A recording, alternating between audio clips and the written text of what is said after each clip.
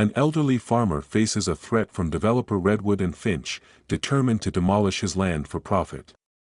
The farmer refuses to sell, despite a hefty offer, hoping to preserve his family's legacy. The military discovers the land is perfect for testing reconnaissance and combat drones. The developer uses corrupt connections and official decrees to evict the farmer within 72 hours. The farmer is packing up, ready to abandon his ancestral home, when a rumble echoes across the land. Events escalate quickly, affecting not just the farm but the entire region. It seems that every resource is turned against this lone landowner, yet he holds a subtle advantage. The only question is who will make the decisive move that could change everything forever. Stay with us if you want to find out how this story ends, and don't forget to subscribe to the channel. There are many more exciting stories ahead. The sprawling fields of the Caldwell homestead stretched for miles under a sky that shifted from pale morning light to vibrant midday blue. Henry Caldwell, a seasoned farmer well into his 70s, had once felt that these fields were the center of his universe. His father and grandfather had raised cattle on the land before him, coaxing wheat and barley from the soil, rotating crops, and carefully tending every row. Over the decades, Henry maintained the tradition as best he could, although shifting markets and industrial-scale farms had made profitability difficult. Still, he and his wife Margaret refused to give up the legacy that their ancestors had nurtured. The farm stood along a large swath of gently rolling plains, dotted by occasional clusters of trees near the streams that meandered through the property. Red-tailed hawks often circled high above, scanning the terrain for small prey, and every so often, the distant sound of helicopters punctured the farmland's tranquil ambience. For as far back as Henry could remember, the U.S. Army had occasionally used parts of the Caldwell land for training exercises. It was never an official agreement stamped on paper or notarized in any office. It had begun decades earlier with a handshake between Henry's father and a young Army officer who explained that low-flying helicopters needed remote areas for safe, realistic practice runs. Henry's father had simply nodded, grateful for the sense of purpose that came from knowing their land might contribute in some small way to national security. Over the years, the arrangement expanded into something resembling tradition. Helicopter crews rotated in, practicing landings, takeoffs, navigational runs, and emergency drills. Once in a while, they would deliver small tokens of appreciation, coffee rations, memory packs that Henry's mother found strangely fascinating, or surplus blankets during harsh winters. As technology advanced, the presence of these aircraft became more sophisticated. Sometimes Henry noticed unfamiliar helicopters with advanced sensor arrays, painted in dark camouflage. Their pilot teams were polite but reserved, preferring to keep to themselves and vanish as quickly as they appeared. No matter the changes, a quiet respect always defined the relationship between the farm and the military personnel who visited. Henry's fields offered a rare combination of open space and unpopulated air corridors, making it invaluable for flight practice. And for Henry, granting access was an act of loyalty rooted in old-fashioned patriotism and personal pride. A shift began several years ago when new roads were built just outside the county line. Economic boosters in the region boasted that these roads would bring business opportunities and fresh development. As land prices in neighboring counties rose, real estate speculation turned eyes toward the Caldwell property, along with surrounding farms that had stood for generations. A large development firm, Redwood and Finch Innovations, arrived with designs for high-tech warehouses, suburban neighborhoods, and commercial centers. They were heavily financed by investors from the West Coast, boasting credentials that made local politicians salivate at the potential tax revenue. Henry recalled the first time a representative of Redwood and Finch Innovations pulled up to his farmhouse. The vehicle was a shiny SUV with tinted windows. A young associate in an expensive suit stepped out, glancing around as if appraising the territory before even saying hello. He then courteously knocked on the front door, spoke about progress and new horizons, and offered Henry a figure that dwarfed anything the farmer had ever imagined. Henry listened politely, though he already knew his answer. The money was staggering, but the land was more than just acres of dirt. It was memory, heritage, and the final resting place of countless family pets and livestock who had served the homestead well. It was also the abiding sense that the land was still necessary for those men and women in uniform who sometimes trained here. Henry declined with quiet finality, leading the representative to depart with a forced smile and a promise to return with an even better offer. Over the next year, Redwood and Finch steadily purchased neighboring plots. Some families, fatigued by meager profits and mounting taxes, found the developers' promises of a comfortable payout irresistible. Ancient barns and farmhouses slowly disappeared, replaced by trucks leveling ground and surveying crews hammering marker stakes into once verdant fields. Dust clouds became a near-constant sight at the horizon, and the hum of heavy machinery started to intrude on Henry's sense of rural serenity. Most heartbreaking of all was witnessing the departure of longtime neighbors who had shared meals and hardships, births and funerals, for decades. Henry and Margaret tried to persevere. They modernized some of their equipment and cut costs wherever they could. Occasionally, Henry noticed that the low-flying helicopters he used to see so often were less frequent. The new developments had begun to impose restrictions on airspace or required additional clearance for flights. Redwood and Finch had influential contacts in local government, so certain zoning changes and regulations seemed to happen swiftly, catching Henry and other holdouts off guard. Even so, he clung to the hope that his land would remain recognized as an informal but essential training ground. On a crisp autumn afternoon, Henry stepped outside his barn and felt a strange emptiness in the sky. It had been months since he last heard the steady thump of a helicopter approaching. He missed the crews who sometimes waved or flashed a landing light as a friendly gesture. Without those occasional visits, he felt more isolated than ever. He also noticed that Redwood and Finch's bulldozers were edging closer to the perimeter of his property. A posted sign on a roadside fence indicated potential zoning hearings that could affect his farmland's classification. The sign's fine print was long and convoluted, but he recognized the developer's name among the legal statements.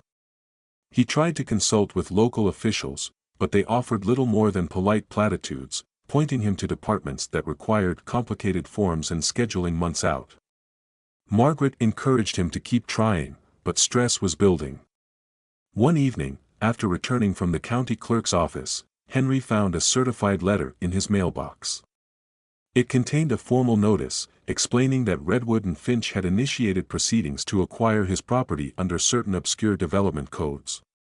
The letter cited an alleged public benefit in constructing new housing and commercial zones. There was mention of potential eminent domain if negotiations proved unsuccessful. Henry felt a chill ripple down his back, as if the ground beneath him had momentarily become unsteady. Despite growing pressure, Henry resisted. He reached out to an old acquaintance in the army who once coordinated the helicopter training schedules. The man had retired, no longer in a position to make calls on his behalf, but he did express sympathy, acknowledging that times had changed. Dejected, Henry set about his regular chores, determined to keep everything going as if this were just another season of adversity. Still, he couldn't ignore the heavier presence of Redwood and Finch's workers to the north. He saw trucks carrying building materials and crates of supplies, along with office trailers that were placed in neat rows, announcing the developer's intention to settle in for the long haul. In the midst of this encroachment, Henry attempted to go on with the farm's usual rhythms. He maintained the fences that marked the perimeter, tended to the small herd of cattle he still kept, and harvested whatever modest crops he could manage.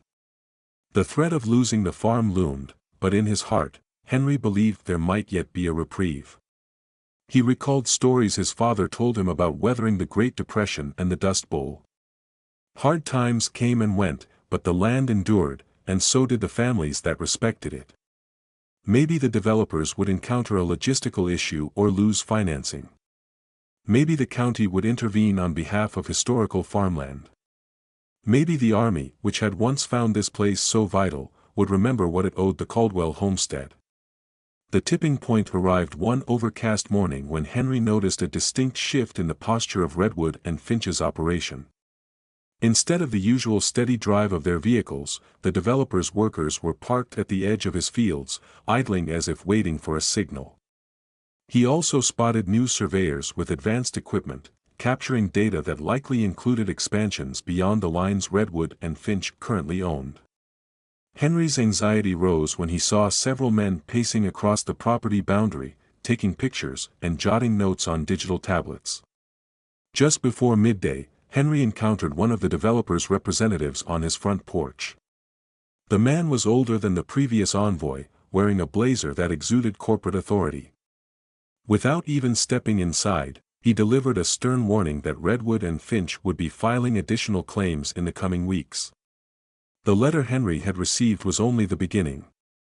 If Henry refused to sell, the developer intended to push forcibly through the county commissioners. The conversation was short, ending with Henry quietly closing the door and standing in the hallway for a long moment, heart pounding with a mixture of anger and dread. A restless night passed without resolution. Margaret tried to reassure him, but she too felt the weight of the looming conflict.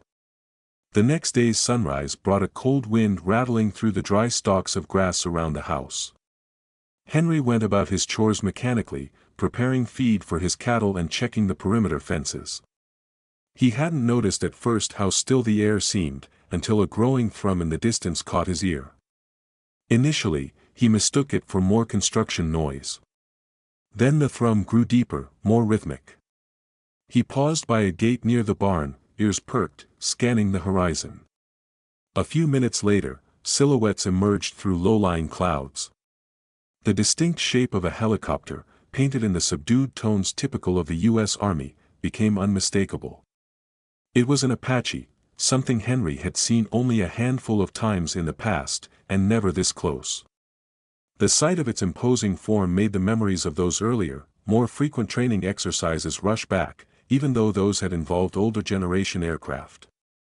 As the Apache descended toward the open space near the Caldwell barn, Henry stepped away from the swirling dust kicked up by its rotors. The monstrous machine touched down softly, surprising him with the pilot's precision. Moments later, the cockpit opened, and a figure in a uniform emerged, stepping onto the ground with the determined air of someone who had a clear mission. Additional soldiers disembarked. Without direct words, they surveyed the environment as if assessing potential threats or just ensuring the area was secure.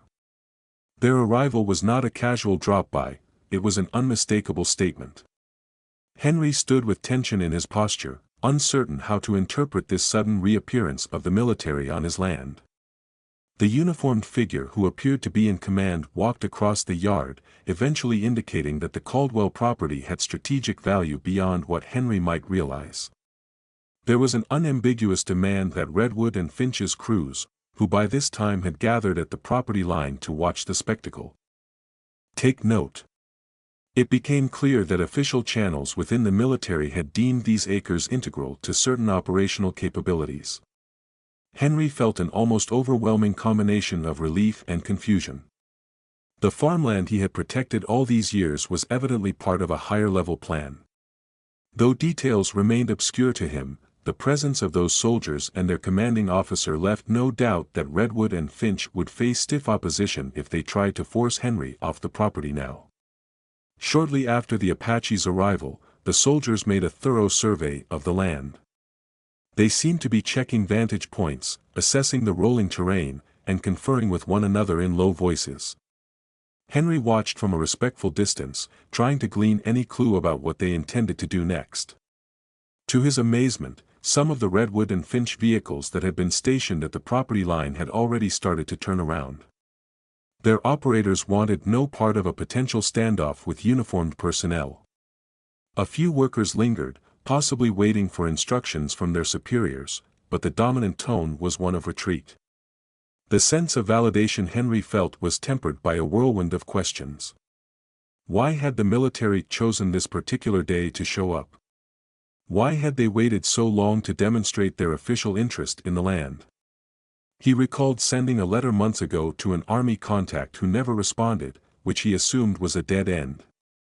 Now, it seemed that something high-level had taken notice of Redwood and Finch's encroachments. Perhaps the developer's aggressive moves had triggered a final measure, some kind of official classification that recognized Henry's fields as indispensable. In the following weeks, representatives from the Army and, surprisingly, other branches of the military visited the Caldwell farm.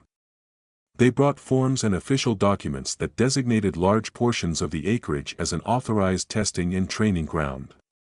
There was even mention of potential expansions into unmanned aerial systems, the new frontier of reconnaissance and combat operations.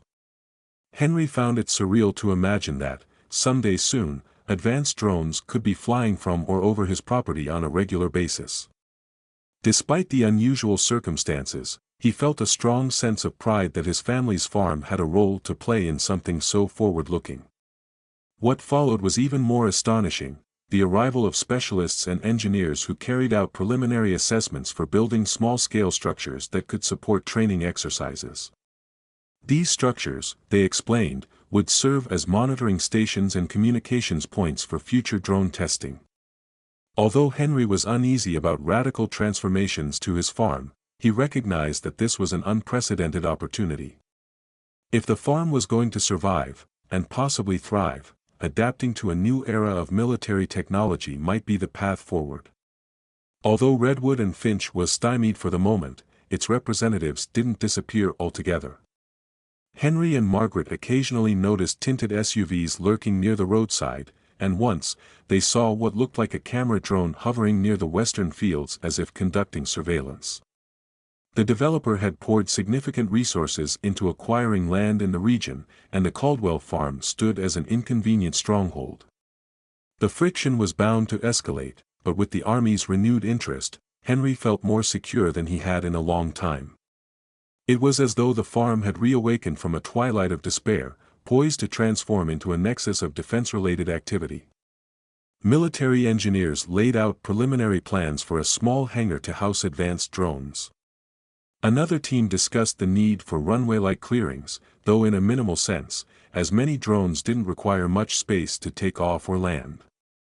A Department of Defense liaison visited and mentioned the possibility of eventually establishing a permanent presence on the land. Henry walked the fields with these officials, listening carefully and providing input about drainage, local weather patterns, and the best spots for constructing discrete observation towers. Despite the farm's rustic look, the officials seemed to appreciate Henry's long familiarity with every inch of it. All of this attention brought a wave of mixed reactions from the local community. Some saw Henry as a lucky beneficiary of federal favor, while others whispered rumors of backroom deals. The reality, from Henry's perspective, was that he simply wanted to protect his land from being swallowed by cookie-cutter development projects. If the U.S. military's interest served that goal, he was willing to cooperate. He had never been a man to seek confrontation, but Redwood and Finch's underhanded tactics and relentless expansion had left him no choice but to stand his ground. Now he had powerful allies, which brought a certain measure of comfort but also a sense of responsibility. When the announcements were made in the local paper that portions of Henry's property were going to be recognized as a strategic testing site, Redwood and Finch responded by firing off letters to county officials, complaining about the sudden shift in regulations. They argued that the land had been earmarked for commercial development, that the county's economy would suffer if Redwood and Finch withdrew, and that national security concerns did not override the rights of private developers who had already poured millions into the area. Henry followed these disputes from a distance, occasionally receiving word from local reporters who wanted to get his side of the story. He declined interviews, not wishing to stoke conflict in public. Meanwhile, the practicalities of running a farm still demanded his attention. The cattle needed daily care, the fences needed maintenance, and the final harvests of the season had to be processed. With more activity on the property, Henry found himself busier than ever.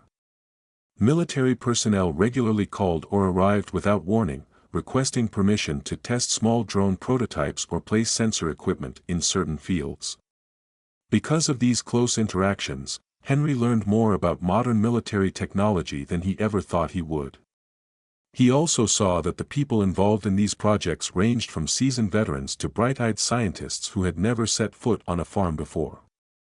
As the Caldwell farm incrementally shifted toward a new identity, part homestead, part test range, Henry and Margaret tried to preserve a sense of normalcy. They still hosted small gatherings for friends and family. Their old farmhouse remained a warm place filled with the scents of homemade bread and freshly brewed coffee. Though the horizon was dotted with new structures for surveillance and data collection, Henry insisted on keeping certain corners of the land off-limits to heavy machinery, wishing to retain some measure of the farm's original spirit. The military representatives generally respected his requests, acknowledging that a cooperative relationship was essential if testing was to continue smoothly. Of course, Redwood and Finch did not cease its efforts. Their executives attempted to curry favor with local politicians, promising job creation and advanced infrastructure if the company could continue its planned developments. Quiet rumors circulated that some officials accepted generous campaign contributions in exchange for favorable zoning decisions. Henry braced himself, knowing that even the might of military interest might not shield him from well-placed corruption. Still, each new day that passed without the developer's bulldozers crossing his property boundary felt like a small victory.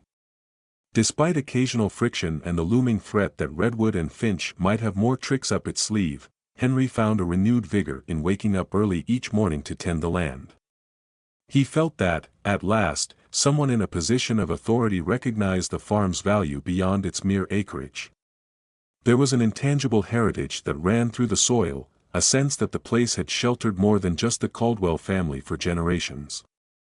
Now, it could serve an even greater national purpose, allowing the development and fine-tuning of cutting-edge defense systems. The calm that accompanied this newfound arrangement, however, was not destined to last. A storm of legal maneuvers and political pressure was on the horizon, orchestrated by Redwood and Finch in a final attempt to seize the Caldwell property once and for all. Henry would soon find himself facing the gravest threat yet to the only home he had ever truly known. But for this fleeting moment, with the sound of an Apache helicopter still echoing in his mind, he felt a sense of tentative reprieve.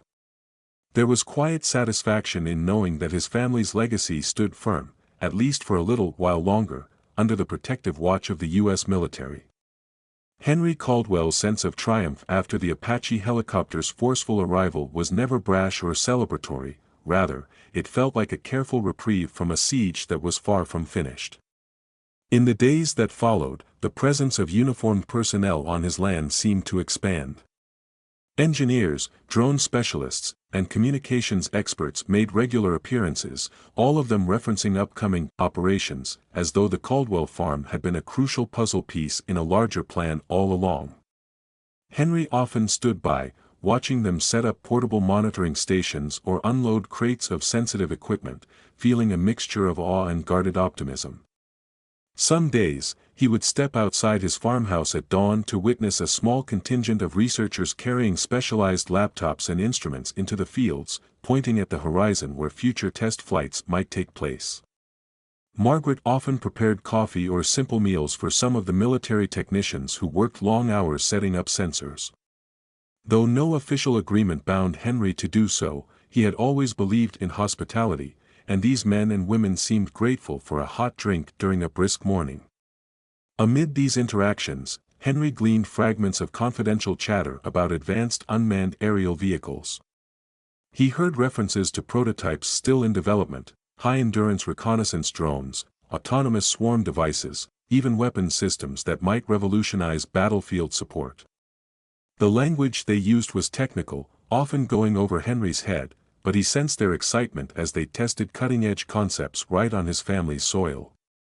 Despite these promising developments, Henry could never fully relax, because Redwood and Finch Innovations was still lurking. He had noticed that their vehicles, once so numerous on the adjacent properties, had pulled back temporarily after the Apache's dramatic landing. But through a pair of old binoculars, Henry occasionally saw well-dressed individuals surveying from a distance, making phone calls, and scrutinizing everything the military did. Their posture suggested that Redwood and Finch was gathering intelligence of its own, waiting for the right moment to strike again. Local rumors soon swirled around a possible standoff between corporate interests and federal authorities. At the feed store in the nearby town, Henry overheard talk that Redwood and Finch lobbyists were pressuring county officials to challenge the government's plans. Some people believed Redwood and Finch would attempt to brand the new military activity as a nuisance or environmental hazard. Others said the developer was forging alliances with state-level politicians, who might override any federal arrangement that wasn't clearly formalized. Each rumor unsettled Henry, but he tried to stay focused on everyday tasks, mending fences, caring for the cattle, and, in quieter moments, offering the farmland's natural calm to the uniformed teams who found themselves working there. Soon, a small wooden platform was erected near the far edge of the Caldwell acreage, designed to accommodate short-range takeoffs and landings for advanced drone models. The Army-funded crew responsible for construction had Henry's permission, provided they didn't cut into any of his existing fields. The result was a discreet landing pad camouflaged by the gentle contours of the land. Painted a dull grayish-brown, it blended with the surrounding soil, inconspicuous from a distance. One could be standing on the platform's edge without realizing its purpose. This structure quickly became the focal point for daily flight tests, with newly arrived teams running diagnostic checks and coordinating test flights during low-traffic hours of the day. Not long after the platform was completed, Redwood and Finch escalated. Without warning, Henry received a certified letter that brought a shiver of dread. It bore the seal of a government office but was accompanied by documents that clearly originated from Redwood and Finch's legal team. The letter stated that a formal petition had been filed, claiming the Caldwell farm was earmarked for vital public development and that the training activities sanctioned by the military had not followed the correct channels for land rezoning. Buried within legal jargon, the letter demanded that Henry vacate his property within 90 days, or the county would proceed under eminent domain. The language was an unsettling echo of previous threats, but with a new layer of official sheen. Henry, anxious and unsure, visited the county courthouse to speak with a clerk who had always been cordial in the past. He discovered that Redwood and Finch had indeed managed to get an initial ruling scheduled, one that could transition the farmland from agricultural to mixed-use commercial. Moreover, the developer's attorneys argued that any contradictory federal claim was either non-existent or lacked proper documentation. The clerk sympathized but could offer little in the way of tangible help. She mentioned that Redwood and Finch had already placed significant pressure on county commissioners, suggesting that the developer's well-funded lobbying was paying off. Shaken by this development, Henry reached out to the military representatives who had been visiting his farm. He showed them the letter. Although they appeared troubled, they noted that, from their perspective, the Army's interest was not yet formalized through a single, definitive document that would trump any local condemnation process. A few ranking officers said they would look into the situation at higher levels, but weeks passed with no real resolution. Henry found himself in a frightening limbo, uncertain whether Redwood and Finch's latest move might succeed. Each day, the activity on his farm felt more surreal, cutting-edge drone tests on one end, the looming prospect of eviction on the other. As the legal drama stretched on, Redwood and Finch made an even bolder push. One crisp morning, a trio of black SUVs appeared unannounced at the farm's entrance. Henry watched from his porch as several individuals in suits emerged, followed by uniformed county officials carrying clipboards. They marched directly to the main house, ignoring Margaret's polite attempt at a greeting, and served Henry with an updated notice. This time, it was worse than before. The time frame to vacate was no longer 90 days, but 72 hours. The explanation was convoluted, involving claims that Redwood and Finch had found a public safety hazard due to unregulated military testing on agricultural land. Henry stood speechless, the paper trembling in his hands as the officials turned and left without further explanation. In the immediate aftermath, a sense of panic gripped Henry and Margaret. They had 3 days to pack up a lifetime's worth of family heirlooms, equipment, and memories. No follow-up calls from the Army came, and no urgent black helicopters arrived to announce that the federal government had put a stop to Redwood and Finch's tactics. For 2 harrowing days, Henry loaded boxes into the back of his old pickup, each item representing a memory or a piece of labor from decades spent on the land. Margaret tearfully sorted through the kitchen, pulling out battered recipe books passed down from her grandmother, not knowing where they might end up. Henry's few attempts to contact the military officials he had met were met with either silence or non-committal assurances that paperwork was in progress. Officials in the county offices were equally evasive, citing the developer's claim that the Caldwell farm was no longer safe for habitation. Even neighbors who once stood by Henry's side seemed resigned, some suggesting that Redwood and Finch's victory was inevitable. The gloom settled in as Henry realized that no cavalry seemed forthcoming this time, no last-minute phone call from a general or official that could override the developer's newfound leverage. On the morning of the third day, Henry awoke to the sound of heavy machinery. From the upstairs bedroom window, he saw bulldozers and excavators rumbling onto the far edge of his property, accompanied by Redwood and Finch supervisors wearing bright reflective vests. Trucks carrying fencing materials and temporary office trailers followed. They were moving in as though the land already belonged to them. In a haze of despair, Henry finished taping the last box of personal effects, feeling the weight of finality in every breath. He had promised Margaret they would leave peacefully, even though it tore at his heart. Margaret, equally distraught, waited in the living room, glancing at the old photographs on the walls. Generations of Caldwells stared back in black and white frames, overshadowed by the mechanical monsters now growling outside. Henry walked out onto the porch, prepared to load the final boxes, mentally bracing himself for the humiliating process of abandoning the farm. The lead supervisor from Redwood and Finch, a tall, stern-faced man, stood near a bulldozer, barking instructions to the operator. A line of workers followed his directives, placing stakes in the ground and carrying out a flurry of tasks to mark their territory. Suddenly, a distant hum permeated the air. Not the characteristic chop of rotor blades, nor the rumble of trucks, but something more modern, a high-pitched whir that seemed to pulse. Henry paused, scanning the sky. From behind a stand of trees, 3 small aircraft appeared, each shaped more like angular, dark daggers than the typical bulky silhouette of a helicopter. They moved in a precise formation, their smooth exteriors devoid of the usual signage or markings. As they drew nearer, the Redwood and Finch crews on the ground also noticed them, halting their work. In seconds, the 3 drones rocketed forward at startling speed. Their flight path was low, hugging the terrain in a coordinated sweep. The tall man from Redwood and Finch gestured wildly, perhaps assuming it was another test run that might pass overhead. But the drones continued their approach, each one releasing a burst of flares or small explosive charges that impacted just in front of the developer's bulldozers. The ground erupted in a spray of dirt, loud pops ringing out. No one was hurt, but the shockwaves knocked workers off their feet, sending them scrambling in panic. Henry watched this unfolding scene in stunned amazement. He stood rooted to the porch steps, hardly able to process that advanced weaponized drones were unleashing controlled blasts on his farmland.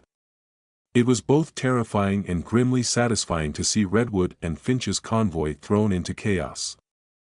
The lead supervisor stumbled backward, covering his ears as the machines around him ground to a halt. A cloud of dust and smoke drifted over the equipment, leaving the vehicles slightly damaged but the workers physically unharmed. Within seconds, the drones ascended again, forming a hovering line above the rattled Redwood and Finch team. The supervisor frantically pulled a phone from his pocket, apparently receiving a call at that very moment. Though Henry couldn't hear the voice on the other end, he could see the color drain from the man's face. His body language was that of someone receiving a direct threat, a warning too serious to ignore. He gestured wildly at his crew, shouting instructions, and they raced toward their vehicles. Drivers revved engines, turning around with haste, leaving behind stakes, scattered tools, and a few battered shipping containers that had been hastily unloaded only minutes before. Within moments, Redwood and Finch's entire operation retreated, their trucks trundling back down the dirt road that led off the Caldwell property. The 3 drones maintained a cautious vigil from overhead, ensuring the developer's workers kept moving. Once the convoy had completely exited, the drones pivoted in a graceful arc, zooming out of sight so quickly that the entire confrontation felt like a surreal episode. Dust still hovered in the sunlight where the explosions had occurred, but there was an eerie quiet, a hush that followed the abrupt violence. Henry lowered himself onto the porch railing, still clutching the box of personal belongings he had been about to load into the pickup.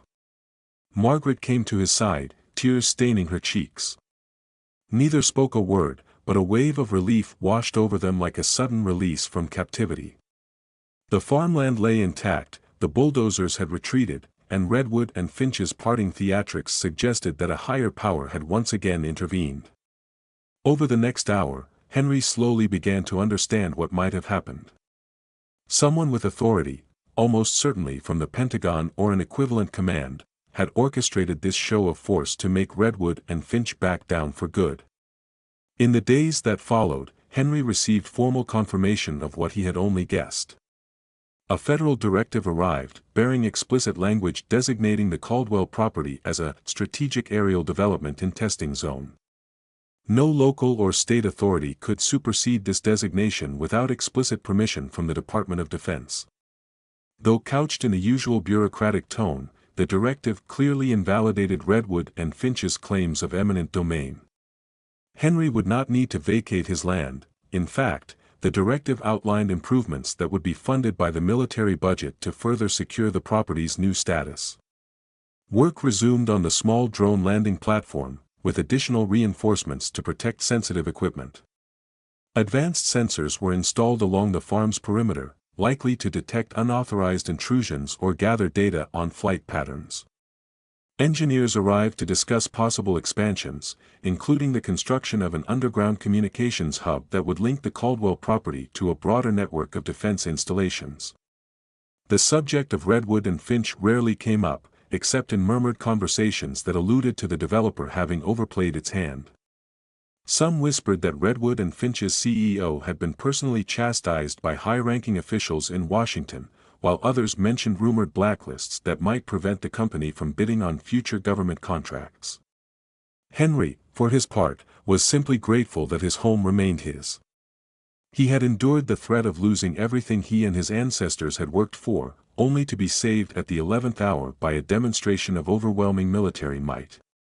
The moral implications weighed on him. He never wished for violence, but Redwood and Finch had shown no remorse when trying to bulldoze his legacy for profit. He consoled himself with the knowledge that, this time, no one had been seriously injured. The blasts were a warning, a line drawn in the sand that Redwood and Finch dare not cross again.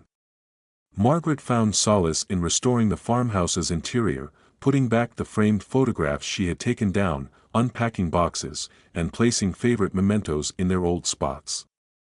She also took charge of organizing new spaces for the family's daily life, planning around the minor disruptions caused by the constant drone testing on the property. The orchard near the farmhouse, once threatened by Redwood and Finch's leveling plans, flourished under a program the military brought in for environmental conservation around test zones. Biologists visited to ensure that new drone activities wouldn't harm local wildlife, marking a curious collaboration between advanced warfare research and environmental stewardship. Other farmers in the area, who had sold out to Redwood and Finch, occasionally drove by in silence. Some offered timid congratulations, while others simply observed from afar with a mixture of envy and regret. A few confided in Henry that if they had known such decisive support might materialize, they wouldn't have sold their land. Henry responded diplomatically, refusing to blame them for making the choices they felt were necessary at the time. He understood how the financial burdens of farming could push even the most stalwart families to sell, especially when confronted with Redwood and Finch's relentless pursuit. As the next season progressed, the Caldwell farm underwent a peculiar renaissance. Instead of a quiet agricultural parcel, it became a site of innovation, a place where multiple branches of the military tested small reconnaissance drones or refined flight algorithms for unmanned systems. Henry's cattle still grazed in the fields, and a portion of his crops remained in rotation, but now those fields occasionally served as backdrops for silent, hovering machines that whirred just above the stalks. Henry adjusted to the new normal with surprising ease, grateful that at least the farmland's essential character remained. The new presence of technology, while jarring at first, was balanced by the unchanging cycle of seasons and the broad, open skies he had cherished all his life. A fresh wave of optimism took hold in Henry's heart one morning when he spotted a new sign near the entrance to the farm. It was placed there by the Department of Defense, bearing an emblem and words indicating a restricted area for testing advanced aerial platforms. Yet, next to it, Henry had posted his own hand-painted sign reading, Caldwell Family Farm, EST 1874. The juxtaposition said everything about the farm's evolving identity, anchored in a storied past but now a participant in shaping the future. At times, Henry could not help but reflect on how close he had come to abandoning the land. He recalled the final hours of that 72-hour notice, the hopelessness that had weighed on him as he loaded boxes into his pickup. The memory felt like a near-death experience for the farm, an existential threat averted only by extraordinary intervention. He wondered if Redwood and Finch might have tried a more subtle approach if the developer had realized the depths of the farm's significance.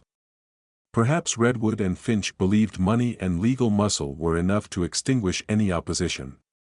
In the end, it had been a lesson, one that underscored how certain traditions and allegiances carry more weight than raw capital. As for Redwood and Finch, their local operation scaled down significantly. Bulldozers and excavators were removed from the outskirts of the Caldwell farm.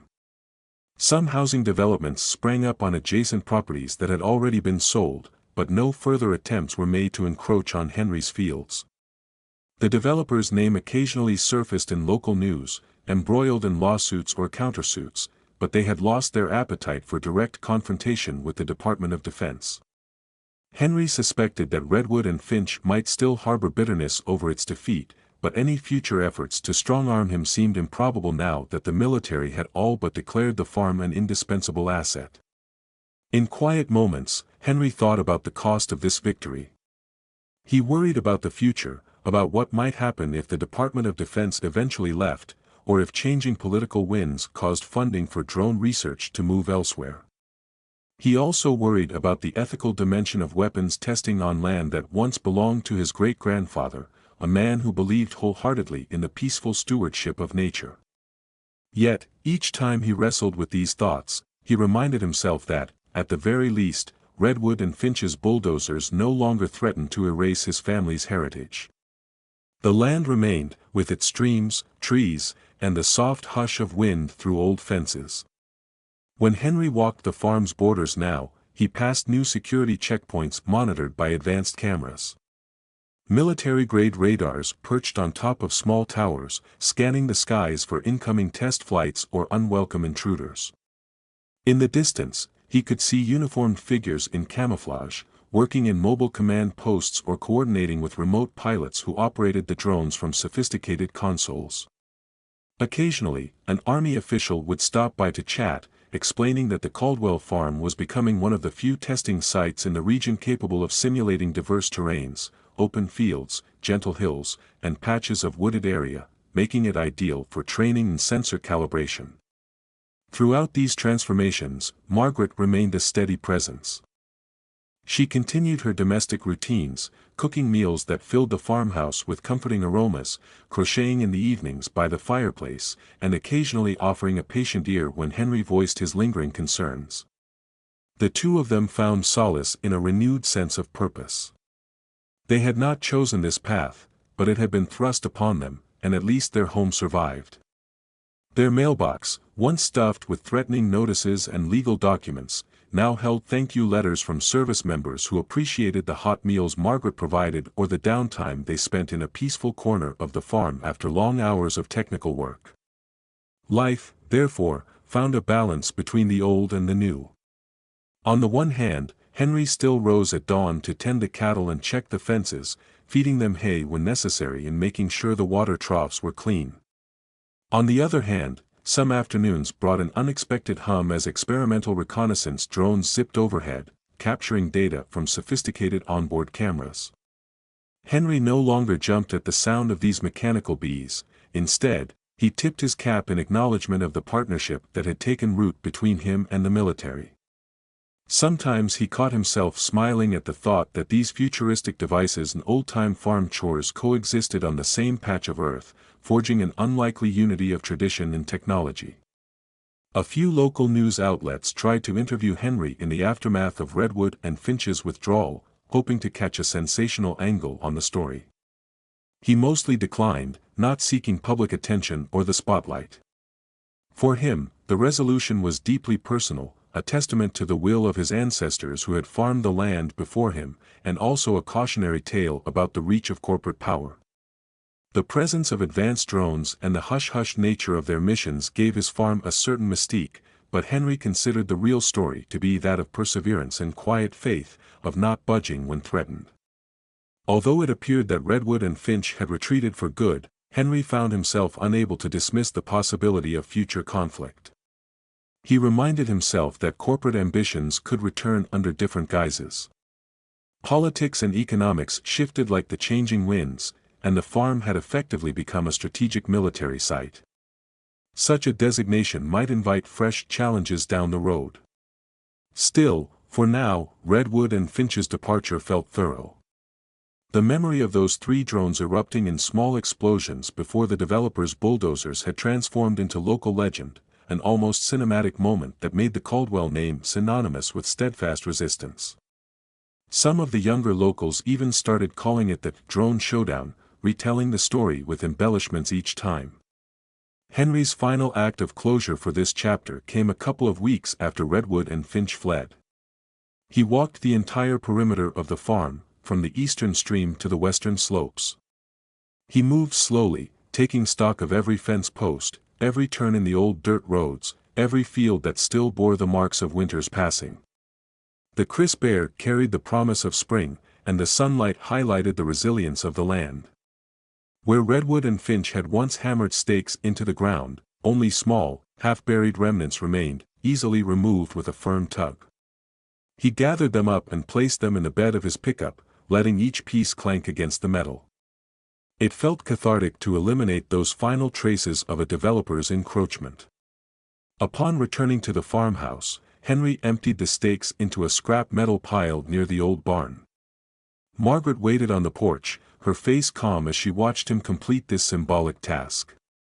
The land was theirs, protected now under the watchful eye of the U.S. military. Hardly the future they had imagined, but it was a future in which the Caldwell farm persisted. As the sun dipped behind distant hills, the farmland took on a golden glow, its gentle slopes and patchy woodlands illuminated one last time before dusk. Henry paused to absorb the scene, an unspoken gratitude welling up. Though Redwood and Finch had nearly broken him, he stood here, unwavering, with the intangible bonds of family legacy stronger than ever. Inside, the house was warm and comforting. The old grandfather clock chimed softly, reminding Henry that life continued in its steady, measured rhythm. He lit a lamp in the living room, set aside the day's worries, and recognized that tomorrow would bring new tasks, some wholly ordinary, like tending to the cows, and some that would involve cooperating with the Defense Department's latest drone trials. The entire experience had thrust him into a role he never sought, but one he would honor, because it meant protecting the place that sustained his family for generations. Sleep eventually found him that night, the echoes of Redwood and Finch's retreat overshadowed by a lasting sense of relief. When morning came, the farm was already stirring with a renewed sense of promise. The chores Henry had been prepared to abandon only days ago became rituals of gratitude. Margaret woke early to join him, together stepping out onto a porch that once again felt fully theirs. In the distance, an army truck could be seen rolling gently across a field, heading toward the makeshift drone station. The open skies above glistened with the possibility of new test flights. Somewhere, Redwood and Finch was likely licking its wounds or recalculating its strategies, but the Caldwell farm stood secure, backed by the intangible weight of national defense. As Henry and Margaret began their day, their thoughts drifted between the miracle of the farm's survival and the uncertain road ahead. There were no illusions that the struggle had been easy, nor that future obstacles were impossible. But for now, at least, the land that bore their name remained in the family's hands. The battered soil around the old barn, marked by a few small craters from the drone strike demonstration, would heal. Grass would grow back, the season would turn, and life would continue. In that unbroken chain of events, Henry found meaning in closure, comforted by the knowledge that he had stood his ground, and, through providence or fate, he had won. The weeks that followed the dramatic retreat of Redwood and Finch's machinery brought a kind of cautious tranquility to Henry Caldwell's life. Though the echoes of that explosive day still reverberated in local gossip, the farm itself found a new equilibrium. Official funding began trickling in, earmarked for infrastructure upgrades connected to drone research, and Henry found himself immersed in responsibilities he never would have anticipated at his age. He oversaw the delineation of new testing zones, met with Department of Defense inspectors regarding environmental impact, and carefully coordinated schedules so that his cattle could graze without being startled by the intermittent whir of prototype drones. No longer threatened by bulldozers, the fields retained their pastoral calm, at least on the surface. Rows of healthy crops stretched into the distance, and the cows ambled about as though the farm's tumultuous recent history had been little more than an inconvenient disturbance. Margaret stayed busy making the farmhouse comfortable for the occasional overnight visits of military technicians who arrived from out of state. Their presence was discreet, men and women in plain clothes who left at odd hours, lugging cases of equipment in unmarked vans. Sometimes, Henry would step onto the porch at sunrise and catch a glimpse of them conferring by the barn, reviewing flight data under the glow of a single lamp. The orchard near the western boundary of the property had transformed into a miniature test course. Engineers meticulously installed sensor arrays among the apple trees, explaining that the environment of gnarled trunks and layered foliage provided a valuable challenge for drones designed to navigate complex terrain. At first, Henry felt uneasy about all the wire and blinking devices fastened to the branches. He worried about the well-being of the orchard and whether these tests would disturb pollination or damage the soil. Over time, however, the orchard seemed to thrive, in part because the specialists took great pains to maintain ecological harmony. They surveyed wildlife patterns, tested pH levels, and even introduced a carefully managed beehive system to improve pollination rates. It was an unexpected union of cutting-edge military technology and responsible land stewardship. Despite this promising progress, Henry remained on guard for any indication that Redwood and Finch might be regrouping. On occasion, he and Margaret spotted unfamiliar cars idling on the county highway that skirted their land. These cars never ventured onto the property, nor did they display any obvious brand markings, but the tinted windows made Henry suspicious. He wondered if Redwood and Finch had hired investigators or subcontracted security teams to keep tabs on the farm's new role. With each passing week, as the military's presence became more established, Henry assumed that Redwood and Finch would find it ever more difficult to push its agenda. Yet, a nagging voice in the back of his mind kept urging caution. A company with Redwood and Finch's resources wouldn't let go so easily. Local newspapers, meanwhile, carried stories about the region's transition from purely agricultural land into a patchwork of modern developments. Other farms, once family-run for generations, had sold out and become something akin to manufacturing or distribution hubs. Shipping fleets rumbled along newly paved highways, while housing complexes sprouted in place of wheat fields. Amid this broader shift, the Caldwell farm stood out as a stubborn relic, still anchored in tradition, yet paradoxically bound to the future by way of advanced drone technology. Curiosity about the farm grew, and reporters occasionally called, eager for interviews. Henry politely deflected these inquiries, not wanting to attract further attention or risk revealing sensitive details about the testing. He preferred to maintain his privacy and let the swirling rumors die of their own accord. One late afternoon, Henry was walking along the perimeter fence by the creek that bisected his property. An Army engineering unit had installed a hidden camera network to monitor the area for trespassers, as well as to gather wildlife data relevant to certain drone tests. He paused near the water's edge, scanning the tree line. The reflection of the setting sun glinted in the slow-moving water, and for a fleeting moment, Henry felt a deep sense of peace, gratitude that, despite everything, the land was still here, still recognizable as the place he had grown up.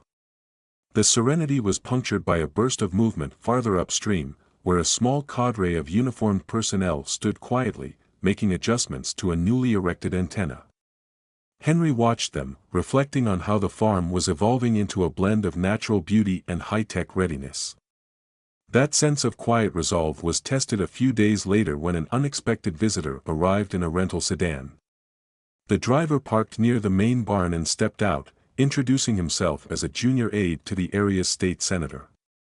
He was younger than Henry expected, no more than 25 or so, and wore a tidy suit that didn't quite fit in with the dust and hay of the farmyard. The aide offered pleasantries, remarking on the farm's storied history and the importance of balancing development with heritage. Henry listened warily, hearing behind those polite phrases the potential for another kind of political maneuver. The aide eventually divulged that the senator was deeply interested in the Caldwell Farm's new role in defense testing and wished to meet with Henry to discuss opportunities for collaboration. Unable to sense any direct threat in the man's words, Henry invited him inside for coffee, though the conversation remained guarded. As the aide spoke, Henry learned that there was a broader initiative at the state level to promote innovation corridors, essentially, zones where companies could test advanced robotics, AI, and unmanned vehicles under relatively relaxed regulations. The Caldwell Farm's rising reputation as a drone test site had caught the senator's eye, and Redwood and Finch's abrupt defeat was also rumored to be a point of discussion in political circles. Politicians were curious how a private landowner with modest means could repel one of the largest developers in the county. All with an assist from the federal government. Henry answered in vague terms, declining to offer details about the show of force that had driven Redwood and Finch away. The aide left soon after, expressing hope that Henry might consider an official meeting. Henry was left uneasy, uncertain whether this new political interest would help or harm him in the long run. In the ensuing days, Henry conferred with a few of the senior military coordinators who oversaw testing on his land. They suggested that any major legislative changes could affect the status of the Caldwell Farm as a defense site. They weren't alarmed, but they advised caution. Bureaucracy and politics had a way of complicating even the most clear-cut arrangements. Henry took their words to heart. He began compiling every letter, memo, and contract he had received from the Department of Defense, determined to keep them on hand if he needed to defend his legal right to maintain the farm's new classification. Life resumed a semblance of routine. Early mornings brought the hum of drones powered by rechargeable fuel cells, quietly ascending from the orchard test course.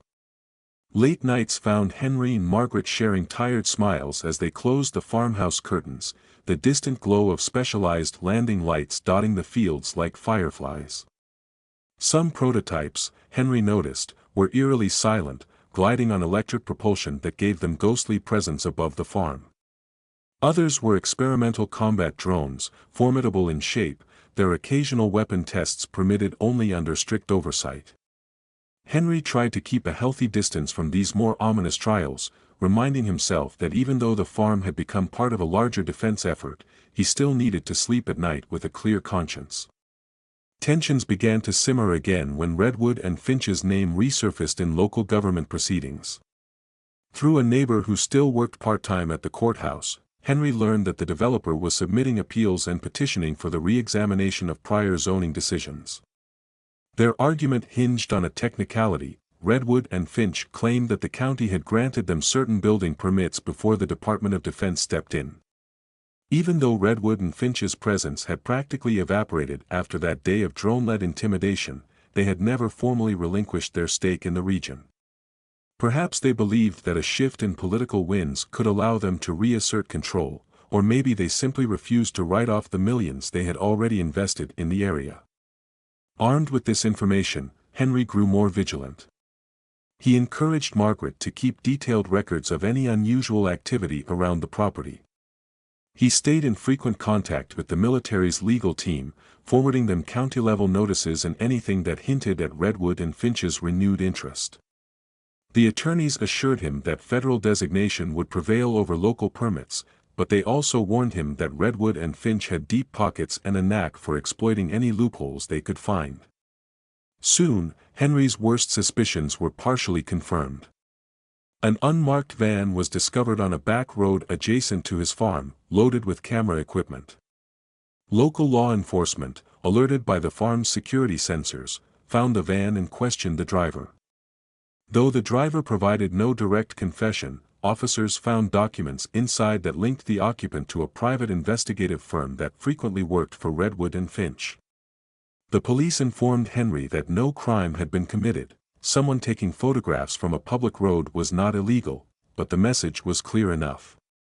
Redwood and Finch was still very much interested in his farm, perhaps gathering evidence to build a new legal case.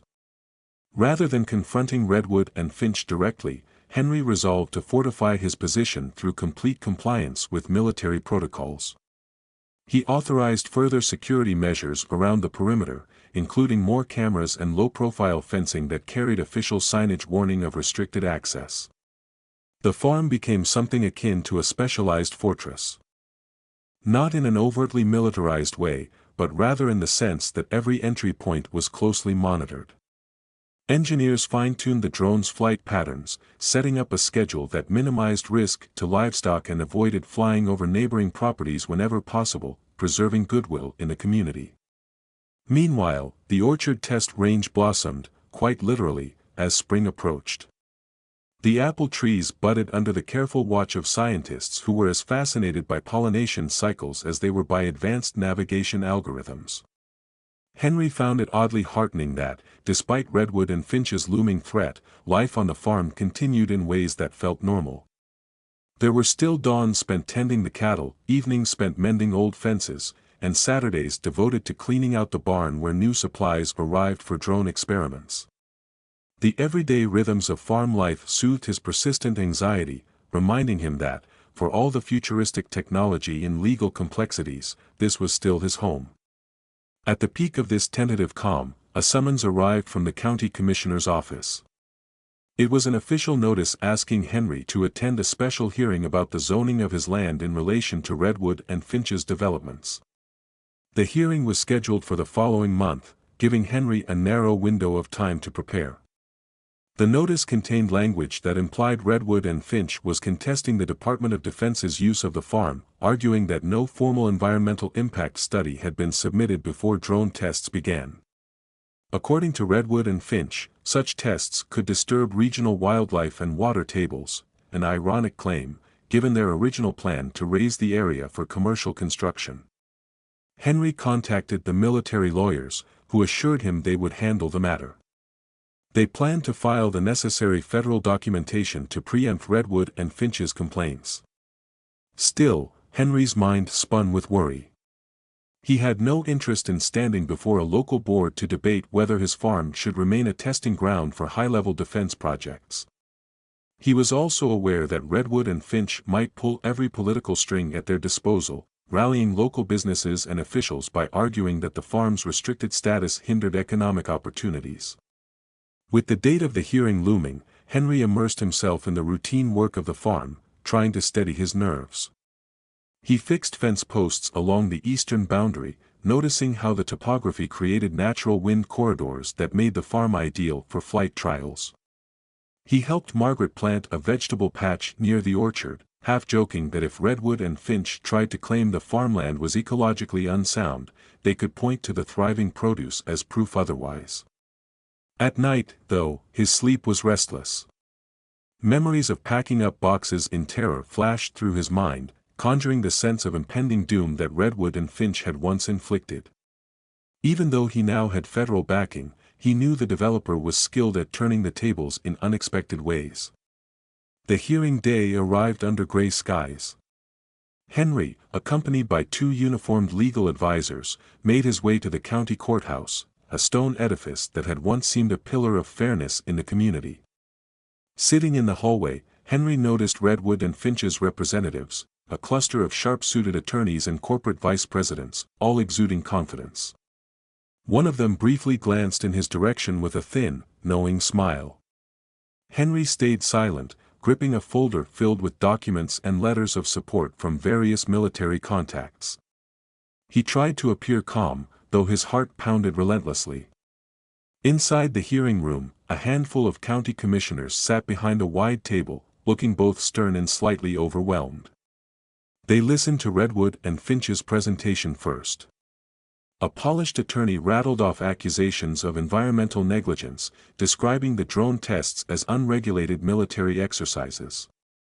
Charts were produced, purportedly showing negative impacts on local bird populations and increased noise pollution. Henry fought the urge to scoff. He knew Redwood and Finch's original construction plans would have caused far more disruption than any carefully monitored drone flight. Still, he clenched his jaw, aware that Redwood and Finch was playing to the public's fears of secretive government experiments. When it was Henry's turn, the lead military lawyer presented a thorough defense. He pointed out that the Department of Defense had, in fact, conducted an environmental analysis, albeit not through local channels, but at the federal level. He distributed copies of the relevant documents to the commissioners, emphasizing that Redwood and Finch had no standing to challenge a federally approved site. The commissioners exchanged uncertain looks, clearly hesitant to pick a fight with Washington, D.C. Redwood and Finch's representatives then interjected, attempting to highlight minor inconsistencies, but the military lawyer was unflappable, systematically refuting each point. Henry contributed sparingly, only speaking up when asked about the historical context of the farm's cooperation with the military. He explained how his father and grandfather had allowed helicopter training decades ago, how the land's open fields and varied terrain offered an invaluable resource, and how Redwood and Finch's attempts at forced development had nearly destroyed a heritage that predated any of these corporate ambitions. Some commissioners nodded in empathy. Others looked weary, as though they had been dragged into a battle above their pay grade. The hearing ended without a definitive ruling but concluded with a promise that the commissioners would deliberate in private. Redwood and Finch's delegation departed, expressionless, while Henry and his military companions took a moment to decompress. They had presented a strong case, but political bodies didn't always vote in line with logic or fairness. Henry, remembering the developer's extensive influence, braced himself for the possibility that the commissioners might side with Redwood and Finch in some unexpected compromise. Even so, the support from federal attorneys made him more confident than he would have been a year earlier. In the days following the hearing, Henry resumed his life at the farm, awaiting the county's decision. Military flights continued, each test run authorized under a patchwork of regulations that the Department of Defense insisted took precedence over local codes. Redwood and Finch's private investigators seemed to keep their distance. Henry no longer spotted suspicious vehicles loitering near the property. Perhaps they were waiting to see if the commissioners would hand them a partial victory. Through it all, Margaret provided calm reassurance, busying herself with everyday tasks and urging Henry not to dwell too much on matters beyond his control. Even with these worries, the farm thrived. The orchard's apple blossoms exploded in pink and white profusion, and the cattle grazed contentedly, showing no sign of stress from the distant drone flights. Engineers installed a new cluster of solar panels near the barn to power the advanced equipment, a symbolic melding of environmental consciousness with high-tech endeavors. Henry couldn't help but feel proud that, despite Redwood and Finch's repeated attempts to displace him, the land remained strong and adaptable under his stewardship. Yet a sense of anticipation weighed on everyone. Henry knew that Redwood and Finch was biding its time, waiting for the county commissioner's final decision. He also sensed that the developer might have another plan in reserve, a fallback strategy to undermine the farm's status or outmaneuver the federal protections. Until the commissioners announced their ruling, the entire region seemed suspended in uncertainty, with each side poised to act. One evening, as Henry scanned his fields from the porch, the silhouette of a stealthy drone zipped across the horizon, performing some final test flight before nightfall. He breathed in the mild air, contemplating how drastically the landscape of his life had changed. A year ago, he had been on the verge of losing everything. Now, the farm was a hub of cutting-edge research. Protected, but also politicized, like never before. He gazed at the last sliver of sunset, wondering how many battles one piece of land could endure, and how many times Redwood and Finch might rise from apparent defeat. The answer, he suspected, would soon present itself, heralded by the county commissioner's verdict and whatever new strategies the developer was prepared to unleash. For the moment, though, the Caldwell farm remained intact. The quiet hum of advanced machinery blended with the rustling of leaves and the distant lowing of cattle. Henry exhaled a breath he didn't realize he'd been holding, feeling an odd mix of tension and relief. Tomorrow would bring a fresh set of tasks, phone calls with attorneys, minor repairs around the property, and the ever-present vigilance for new threats. Yet in that twilight moment, he found solace in the enduring reality of the place he called home, the sturdy farmhouse, the orchard brimming with blossoms, and the land that held his family's history in every inch of soil. He lingered on the porch for a long time, letting the darkness settle around him, quietly determined to face whatever came next. The next sunrise would be as inevitable as Redwood and Finch's schemes, but Henry Caldwell stood ready, buoyed by the silent promise he felt from the very ground beneath his feet. Whatever new fight lay ahead, the farm would remain his anchor, and if need be, a fortress, against the persistent winds of change. A tense week dragged on without any news from the county commissioners, leaving Henry Caldwell caught in a thick fog of uncertainty. Each day, he rose at dawn to complete the usual farm tasks, feeding the cattle, inspecting the orchard, checking in with the small team of drone specialists who had begun arriving more regularly, and each evening, he retired to the farmhouse with a knot of worry lodged in his chest. The stakes felt higher than ever, despite the routine surface of daily life. Margaret did her best to keep both their spirits up. She prepared hearty meals, played old records on the antique turntable that once belonged to Henry's father, and gently steered him away from conversations that spiraled into worst-case scenarios. But the constant waiting for the commissioner's ruling gnawed at both of them, and the deeper fear was that Redwood and Finch had one more ace to play. No one from Redwood and Finch appeared in person during that time, which, in its own way, made Henry more uneasy. Instead of overt confrontation, they seemed to have retreated into the shadows. Rumors drifted through the local grapevine, whispers at the hardware store, fragments overheard at the feed co-op, that Redwood and Finch's top legal team had decamped to state offices in the capital. There were also rumors that the developer was courting corporate allies, forging a coalition of companies that might argue drone testing posed a danger or hindrance to the county's business climate. None of it was confirmed, but Henry had learned to pay attention to these quiet signals. On the third evening after the hearing, Henry stepped outside to cool off after spending too long at his dining table, hunched over legal documents and historical records. The late spring sun was just sinking below the horizon, turning the sky a hazy pink and purple. In that fading light, he walked the familiar path that led from the farmhouse to the orchard. Margaret often joked that this solitary walk was his way of taking the farm's pulse. Tonight, it felt more like a brief escape from the oppressive weight of the unknown. As he moved among the apple trees, Henry was relieved to find the orchard thriving. Delicate blossoms had given way to the first signs of fruit, small and green, protected by healthy leaves. He could hear the quiet buzz of insects doing their nocturnal work, and the gentle sound of a nearby drone's rotor as it idled on a platform someone had set up near the tree line. The orchard was turning into something symbolic, a place where new technology meshed with the old rhythms of nature. A drone operator wearing plain clothes, one of the younger specialists who had recently arrived, noticed Henry and offered a friendly nod. Henry simply returned it, content to let the man proceed without interruption. He found comfort in the orchard's continued vitality, as if it were proof that Redwood and Finch had not, at least not yet, ruined everything. He continued down a row of trees, the soft grass muffling his footsteps. Standing at the far edge of the orchard, he could see the farmland slope gently away before rising again, leading to the western boundary. Faint lights glowed from a small cluster of tents where a different crew of drone researchers had set up temporary workstations. The scene reminded him of times past, when the army would come for helicopter drills, albeit less frequently and with fewer people. He still felt some ambivalence about the fact that his land had become a more permanent testing ground, but as each day went by, the arrangement felt increasingly normalized. Lost in thought, he nearly missed the subtle ring of his phone in his pocket. Startled, he fumbled to answer.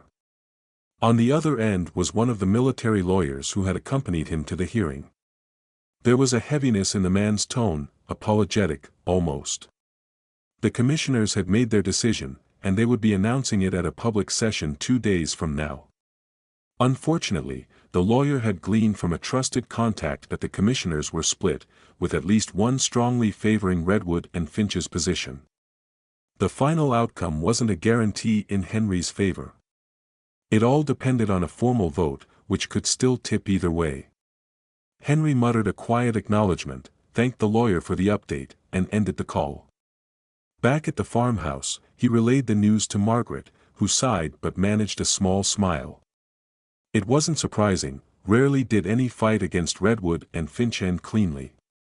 The next 2 days felt endless. Henry tried to mentally prepare for both outcomes. One scenario was that the commissioners acknowledged federal primacy, effectively shutting down Redwood and Finch's local legal challenges. That would give Henry and the Department of Defense a far more stable footing. Another scenario, however, was that the commissioners might issue a convoluted ruling, one that forced both parties into further litigation. Or worse, a ruling that tried to force new conditions on the farm, conditions Redwood and Finch could manipulate or exploit in the future. He also couldn't dismiss the possibility that Redwood and Finch might have leveraged some hidden political alliances. If even a sliver of the rumors about their lobbying tactics held true, the upcoming vote could be swayed by factors no one saw coming. Each scenario replayed in Henry's mind as he attempted to focus on everyday tasks, morning chores, assisting with minor repairs, or walking with Margaret through the orchard at twilight. He could tell Margaret carried the same tension, though she masked it with her usual gentle optimism and brisk efficiency in the kitchen. She'd hum old tunes under her breath while scrubbing dishes, or step out onto the porch at odd intervals to take in the fresh air, as if reminding herself that the land was still theirs, at least for now. When the day of the commissioner's announcement finally arrived, Henry set out before dawn. The hearing was scheduled for mid-morning, but he wanted to make sure he arrived early enough to settle his nerves and meet with the military lawyer. The drive into town felt surreal, a lonely road flanked by farmland, some freshly tilled, some overtaken by construction. Passing by one large site, Henry saw Redwood and Finch's name emblazoned on a half-finished building, a stark reminder of their presence in the region. It filled him with a momentary dread to see how entrenched they were. It also steeled his resolve. Outside the courthouse, a small crowd had gathered. Journalists, local business owners, curious residents, and a few protesters holding signs. Most of the signs pleaded for the commissioners to rule in favor of farmland preservation and the region's historical heritage. A few demanded transparency about the military drone activities. Henry nodded to a face or two he recognized, but he mostly kept his head down, wanting to avoid any spectacle. Inside the building, Redwood and Finch representatives were already milling about. Their suits were impeccable, their expressions guarded. The lead attorney gave Henry the briefest flicker of a glance, then returned to a hushed conversation with a colleague. The commissioners took their seats at a raised dais, each shuffling papers and clearing throats in the practiced way of local officials who were preparing for a tense public moment. Henry's military lawyer sat beside him at a long table facing the commissioners, while Redwood and Finch's team sat at another. The entire room fell silent as the head commissioner, an older woman with steel-gray hair, began reading a prepared statement. She summarized the background, Redwood and Finch's intentions, the farm's historical significance, the presence of the Department of Defense, and the key arguments from both sides. Her words were measured and methodical. Henry felt his pulse quicken as she transitioned into the core findings. First, the commission acknowledged the Caldwell Farms federal designation as a strategic test site, conceding that Redwood and Finch's original plan for commercial development could be in conflict with that status. Henry dared to hope for a straightforward ruling in his favor. Then, the lead commissioner paused, flipping a page in her notes. She went on to explain that, while the farm's federal designation superseded local zoning in many respects, the Commission had found Redwood and Finch's environmental claims worthy of further scrutiny. As a result, the commissioners had crafted a compromise ruling: Redwood and Finch would not be allowed to proceed with construction on the Caldwell farm or force Henry off the land, but the Department of Defense would be required to file an updated environmental impact statement at the county level, verifying that the drone tests and any further expansions would not jeopardize local ecosystems or water resources. Henry's heart sank at the word compromise. He knew Redwood and Finch well enough to understand that any opening, any complicated process, could be exploited. The lead attorney for Redwood and Finch frowned slightly, but Henry recognized the flicker of interest in the man's eyes. This wasn't a total loss for the developer, it was more like a pivot point. Indeed, Redwood and Finch had just been handed a potential tool to slow or disrupt the testing on the farm, if the environmental review dragged on, or if Redwood and Finch could somehow sabotage it, the farm's new security might be undermined. When the commissioner concluded the statement, Redwood and Finch's legal team immediately asked procedural questions, clearly fishing for ways to shape the upcoming review. The military lawyer asked for specific timelines, hoping to pin the commissioners down to a short schedule so Redwood and Finch wouldn't have months or years to draw out the process. The commissioners conferred in hushed tones, offering only a general estimate. The Department of Defense had 60 days to file their statement, and Redwood and Finch would then have an opportunity to review and challenge any findings. Henry could sense Redwood and Finch's subdued relief. They had lost the direct fight to seize the farm, but they'd gained a new avenue for legal entanglements. The official meeting ended in a flurry of pointed remarks and side conversations. Henry, feeling slightly deflated, thanked the commissioners for their time. As he departed the hearing room, Redwood and Finch's lead attorney stepped toward him with a cordial smile that Henry read as pure calculation. The man expressed regret over how complicated this all had become, insinuating that Redwood and Finch was still open to a buyout if Henry ever changed his mind. Before Henry could respond, the attorney simply walked away, leaving him standing there with a boiling frustration beneath his calm facade. Outside, the local press rushed forward, cameras and recorders at the ready. Henry avoided them, letting the military lawyer handle the brief Q&A. The statement to the reporters was concise and non-committal: the Department of Defense would comply with the county's request. And the Caldwell farm's strategic importance remained unchanged. Meanwhile, Redwood and Finch's spokespeople also made polite remarks about respecting the commissioner's decision and looking forward to transparency and thorough review. Henry couldn't stomach the hypocrisy and slipped away, heading back to his truck. Margaret, who had stayed home, would be waiting for news, and Henry dreaded having to explain the precarious result. He left the courthouse parking lot with the sense of stepping onto a chessboard again.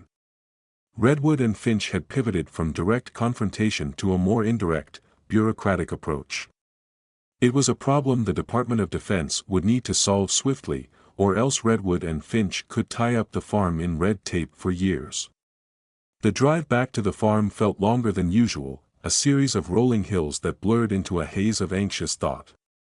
When he finally pulled into his driveway, Henry paused for a moment before going inside, soaking in the sight of the old farmhouse, the barn, and the fields. He tried to anchor himself in the reality that Redwood and Finch hadn't immediately evicted him this time. Whatever fights lay ahead, at least he could still walk his land freely. Margaret greeted him on the porch, reading the expression in his eyes before he even spoke. He explained the commissioner's decision in hushed tones, and she exhaled in a mixture of relief and weary acceptance. They retreated inside, and Henry spent an hour on the phone with the military lawyer, going over next steps for the environmental review. The lawyer was optimistic they could push the required paperwork through quickly, given that the Department of Defense had already conducted multiple studies, albeit at the federal level. The challenge, however, would be Redwood and Finch's ability to question, delay, and nitpick the new filings. Henry listened carefully, already picturing Redwood and Finch's attorneys swarming every line of those documents like ants on sugar. In the days that followed, life on the farm continued with an odd sense of normalcy, even as the behind-the-scenes legal efforts ramped up. Military personnel collected soil samples, water samples, and wildlife data at a more intensive pace, sometimes staying late into the evening to finalize their findings. Drones still flew, but with greater caution, and each flight was meticulously logged in a system that tracked decibel levels, potential pollutant risks, and flight paths. Redwood and Finch had demanded this level of detail in the name of transparency, and the military complied to keep the process above reproach. Henry couldn't shake a creeping dread that Redwood and Finch might exploit even the smallest discrepancy. Nevertheless, the orchard flourished, providing an uplifting counterpoint to the tense bureaucratic dance unfolding in the background. Young apples matured under the canopy of leaves, and the orchard's beehives seemed more active than ever, perhaps benefiting from the stable conditions and careful attention the drone teams gave to pollinator health. Henry found solace in walking those rows after dinner each night, letting the rhythmic pulse of the orchard wash over him. On rare occasions, he even saw a few deer tiptoeing along the fence line at dusk, unbothered by the subtle presence of new monitoring devices. Meanwhile, Redwood and Finch resurged in the local press. They gave interviews about the importance of following proper environmental protocols, painting themselves as stewards of ecological responsibility. Henry found it galling, given the developers' original plan to bulldoze countless acres for commercial sprawl. Yet the media narrative sometimes ran with Redwood and Finch's angle, portraying them as simply asking for proper oversight of the military. The deeper motives, regaining a foothold near the Caldwell farm, remained buried beneath superficial soundbites. Margaret urged Henry not to read the articles, afraid they would only agitate him further. She worried about his stress levels, noticing how he often stared off into space with a furrowed brow, as if replaying arguments in his head. At night, they fell asleep to the gentle whir of a drone patrolling the perimeter. The hum of high-tech vigilance that had become a strange lullaby. Some mornings, the same drone was still drifting overhead at sunrise, its cameras scanning for any sign of trespassers. Redwood and Finch hadn't tried another direct invasion since the day of the dramatic drone confrontation, but Henry wondered if they might revert to such tactics if the legal route didn't pan out. To fortify their position, military officials ramped up discussions about further integrating the Caldwell farm into a broader network of test sites. This included building a specialized hangar near the barn, an inconspicuous structure with retractable sections that could house multiple drones at once, plus an upgraded communications suite. Henry initially hesitated, worried about the farm becoming an industrial landscape rather than the pastoral haven he had always loved. Ultimately, he agreed, recognizing that cementing the farm's importance to national defense might be the surest way to keep Redwood and Finch at bay. Construction on the hangar began under the supervision of an Army Corps of Engineers team. They brought in materials that matched the surrounding environment, using subdued colors and textures that wouldn't clash too severely with the old barn. The project moved swiftly, a tangible demonstration of the Defense Department's commitment. While Redwood and Finch churned out press releases and fussed over environmental compliance, the farm evolved day by day to accommodate more advanced drone operations. Henry took small comfort in seeing visible progress. Each rivet and support beam symbolized the possibility that Redwood and Finch's influence could eventually fade. Even so, Redwood and Finch continued to lurk. Henry learned through an acquaintance at the county office that the developers' representatives had scheduled a private meeting with local officials, presumably to assist the county in reviewing the military's environmental paperwork. The rumor was that Redwood and Finch was lining up outside experts, consultants, scientists, perhaps even attorneys with relevant environmental background, to comb through every line of the Department of Defense's submissions. If they found any flaw or inconsistency, Redwood and Finch would exploit it. The entire ordeal threatened to become a drawn-out battle of contradictory data and technical jargon, a war of footnotes that could drag on for months or years. At times, the tension was nearly palpable among the drone teams stationed on the farm. Although most were technical specialists, not legal experts, they understood the significance of Redwood and Finch's meddling. Some expressed frustration. Their research timetables were being disrupted by these forced reviews, and they worried about future funding if the project got bogged down in legal turmoil. Henry tried to maintain morale, reminding them that the orchard remained open for testing, that the new hangar would soon be operational, and that the land was still under their feet. But he also couldn't offer any definitive reassurance. Redwood and Finch's influence extended beyond the county. It reached into state politics, corporate alliances, and who knew what else. On one particularly tense afternoon, Henry received a call from an unfamiliar number. A female voice introduced herself as part of Redwood and Finch's environmental liaison team, sounding almost cheerful. She claimed to be reaching out in a spirit of collaboration, hoping Henry would allow Redwood and Finch's contracted experts onto the property to gather independent data for the county's review.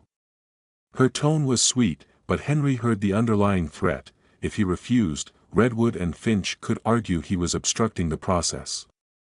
Yet if he agreed, Redwood and Finch might twist any data collected to cast the drone tests in a damaging light. He told the liaison he would need to consult with the Department of Defense, then politely ended the call. When he relayed the conversation to the military lawyer, the response was immediate and firm. Redwood and Finch had no right to gather independent data on a restricted testing site. The county could request an inspection, but Redwood and Finch alone could not.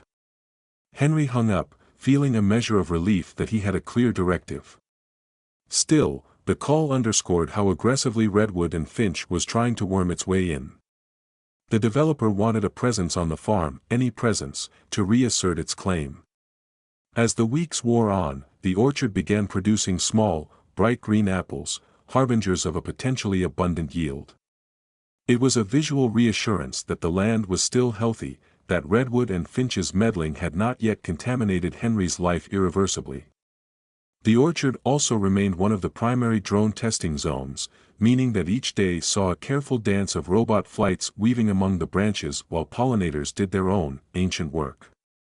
At times, Henry stopped to marvel at how seamlessly new and old forms of flight coexisted, bees and hummingbird drones, each collecting data of a sort. The hangar construction neared completion, and Henry was pleased to see it took shape more gracefully than he'd imagined. The engineers had done a fine job, ensuring the structure didn't clash too painfully with the farm's rustic aesthetic. Inside, specialized docking stations would power and calibrate multiple drones at once. Observing the final stages of construction, Henry felt a surge of guarded optimism. Redwood and Finch could spew all the legal challenges it wanted, but the Department of Defense was clearly in for the long haul. This farm was not going to be abandoned just because Redwood and Finch demanded it. However, the sense of slow progress came crashing down one morning when Henry found a letter pinned to his fence. Not delivered through the mailbox, not handed over by the postal service, just crudely stapled onto the wood as though someone had crept onto the property overnight. The paper bore the Redwood and Finch logo, along with official county letterhead.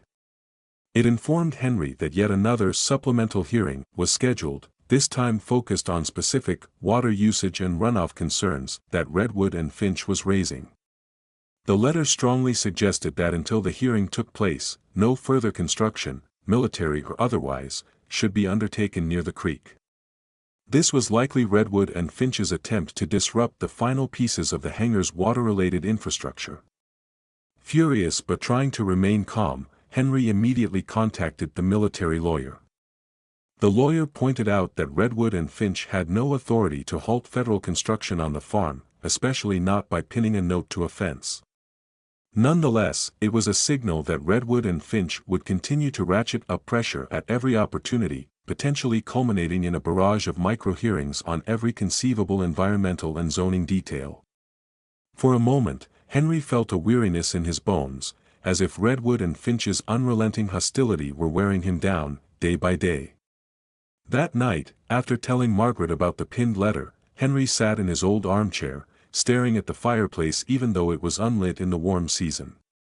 He felt as if Redwood and Finch had turned his world into a labyrinth of paperwork and intimidation, overshadowing the daily joys of farm life. Margaret sat next to him, resting a hand gently on his arm, offering the silent comfort of her presence. He reminded himself that the land still stood, that the developers' bulldozers weren't currently revving at his doorstep, and that the Department of Defense had not wavered in its commitment. But the dread of indefinite legal skirmishes pressed down on him. Even if Redwood and Finch never succeeded, could they exhaust him with perpetual conflict? In the days that followed, the pinned letter turned out to be more smoke than fire. The county commissioners denied Redwood and Finch's request for an immediate cease and desist on construction, primarily because the Department of Defense had produced thorough hydrological data that invalidated Redwood and Finch's claims. Yet Redwood and Finch continued to posture, issuing press releases about ongoing investigations and community concerns. Henry found it galling, but at least the hangar construction was allowed to move forward. And the orchard tests continued unimpeded. Still, Henry couldn't shake the sense that Redwood and Finch was orchestrating a larger strategy. They might lose small battles in the commission hearings, but maybe they were waiting for a bigger opening, a change in local governance, a shift in state policy, or an internal government shuffle that might weaken the Department of Defense's local support. He was also aware of how Redwood and Finch might attempt to sow public distrust, painting the drone activities as dangerous or secretive. In a region already leery of big government and corporate maneuvering, Redwood and Finch could easily cultivate friction. One small triumph came midway through the summer, when the orchard yielded its first batch of apples for the season. Many of the drone specialists, some of whom had grown fond of the orchard's idyllic atmosphere, joined Henry and Margaret in harvesting a modest portion. They laughed about how bizarre it was to pick apples while being surrounded by high-tech equipment, yet the day felt celebratory, a reminder that life could still be simple and good, even amid a swirl of legal threats and militarized hardware. Margaret baked pies that evening, filling the old farmhouse with a rich aroma that drifted out to the porch and made the farmland feel, if only briefly, untouched by conflict. Henry savored that small happiness, aware that Redwood and Finch was unlikely to relent. But as he bit into a slice of warm pie, the taste of fresh apples brought him back to the essence of what he was defending. It wasn't just acres of dirt or even a family legacy. It was the day-to-day harmony of man and land, the cycles of nature that bound them together, and the traditions that kept them human in a world accelerating toward a high-tech horizon. If Redwood and Finch thought they could bulldoze that essence into oblivion with legal documents and corporate maneuvering, they were mistaken. Henry Caldwell would stand his ground for as long as it took, buoyed by the orchard's sweetness and the unwavering rhythm of his beloved farm. That evening, after everyone had gone to bed, Henry took a solitary walk again, moving beyond the orchard to the far fence line. The moonlit fields and the distant silhouette of a nearly finished drone hangar felt timeless and futuristic all at once. He paused there, leaning on the fence, recalling the day Redwood and Finch had marched bulldozers onto his land, and the day those prototypes had exploded in warning just feet from the invaders. The farm had faced open assault, and it had survived. Redwood and Finch now tried a different route, quiet infiltration through legal means, but the land was still here, and so was Henry. As the wind rustled through the grass, Henry found himself smiling. No matter how many obstacles Redwood and Finch placed in his path, he still got up each morning to do what he loved, working this soil, tending these crops, caring for these animals. Now, he also helped the military refine drones that might someday defend the nation or save soldiers' lives. It was an odd place to be, halfway between the old world and the new, but it felt like a calling. He stood there until the moon rose high, letting the night's hush guide him toward a calm resolve. Let Redwood and Finch file all the motions they wanted, let them pin letters to his fence in the dark of night. The heart of the Caldwell farm remained unshaken, fueled by pride, history, and a steadfast refusal to surrender. Eventually, he turned and headed back to the farmhouse, stepping softly over the uneven terrain he knew by heart. Tomorrow would bring fresh tasks, fresh challenges. The orchard might need more pruning, the hangar crew might finish their last round of construction, and the Department of Defense might deliver more documents for the county's review. But for tonight, Henry felt an unexpected surge of contentment. The orchard was bursting with apples, the farmhouse glowed with Margaret's warmth, and the land was blessedly, undeniably still his. In that moment, at least, Redwood and Finch was just a distant threat lost to the shadows, and the farm stood quietly triumphant under the vast sky. Henry's next morning began with a slight chill in the air, an unmistakable sign that summer would soon wane into autumn. The orchard, so recently in bloom, now wore the heavier fragrance of ripening fruit. Henry rose at daybreak, stepping outside to greet the stillness that preceded the farm's daily bustle. Even the ever-present drone crews seemed less frantic than usual, preparing their machines quietly under the pale light. He thought of Redwood and Finch, wondering what new gambit they might be plotting, then tried to push the worry aside long enough to enjoy a brief moment of calm. He slipped into his usual routine, feeding the cattle, checking on the old barn, and then walking along the orchard's perimeter to ensure no fallen branches or stray debris blocked the path. In the distance, small shapes flitted overhead, likely the smaller reconnaissance drones that collected routine data. A sense of strange normalcy had settled on the Caldwell farm. He had grown used to the mechanical hum, almost as if it were a new brand of cicada. Still, he never forgot that each flight test, each sensor array, represented a point of contention Redwood and Finch would exploit if given half a chance. By mid-morning, the sky was blue and bright, perfect conditions for the day's planned demonstrations. A new set of visiting specialists, some from the Air Force, others from private defense contractors collaborating with the Department of Defense, were scheduled to run trials on advanced, low-profile, drones. Henry had glimpsed them in their packing crates the day before, sleek, minimal designs that looked more like futuristic gliders than the boxy prototypes he'd grown accustomed to. The rumor was these drones used cutting-edge stealth materials, so that even from short distances, they were difficult to spot on radar or visually. As Henry wandered back toward the farmhouse, he encountered Captain Rhodes, one of the Army liaisons assigned to the Caldwell property, striding purposefully across the field. Although everyone on the farm was mindful of Henry's unique position as both landowner and partner, Rhodes was among the few who took extra care to keep Henry informed.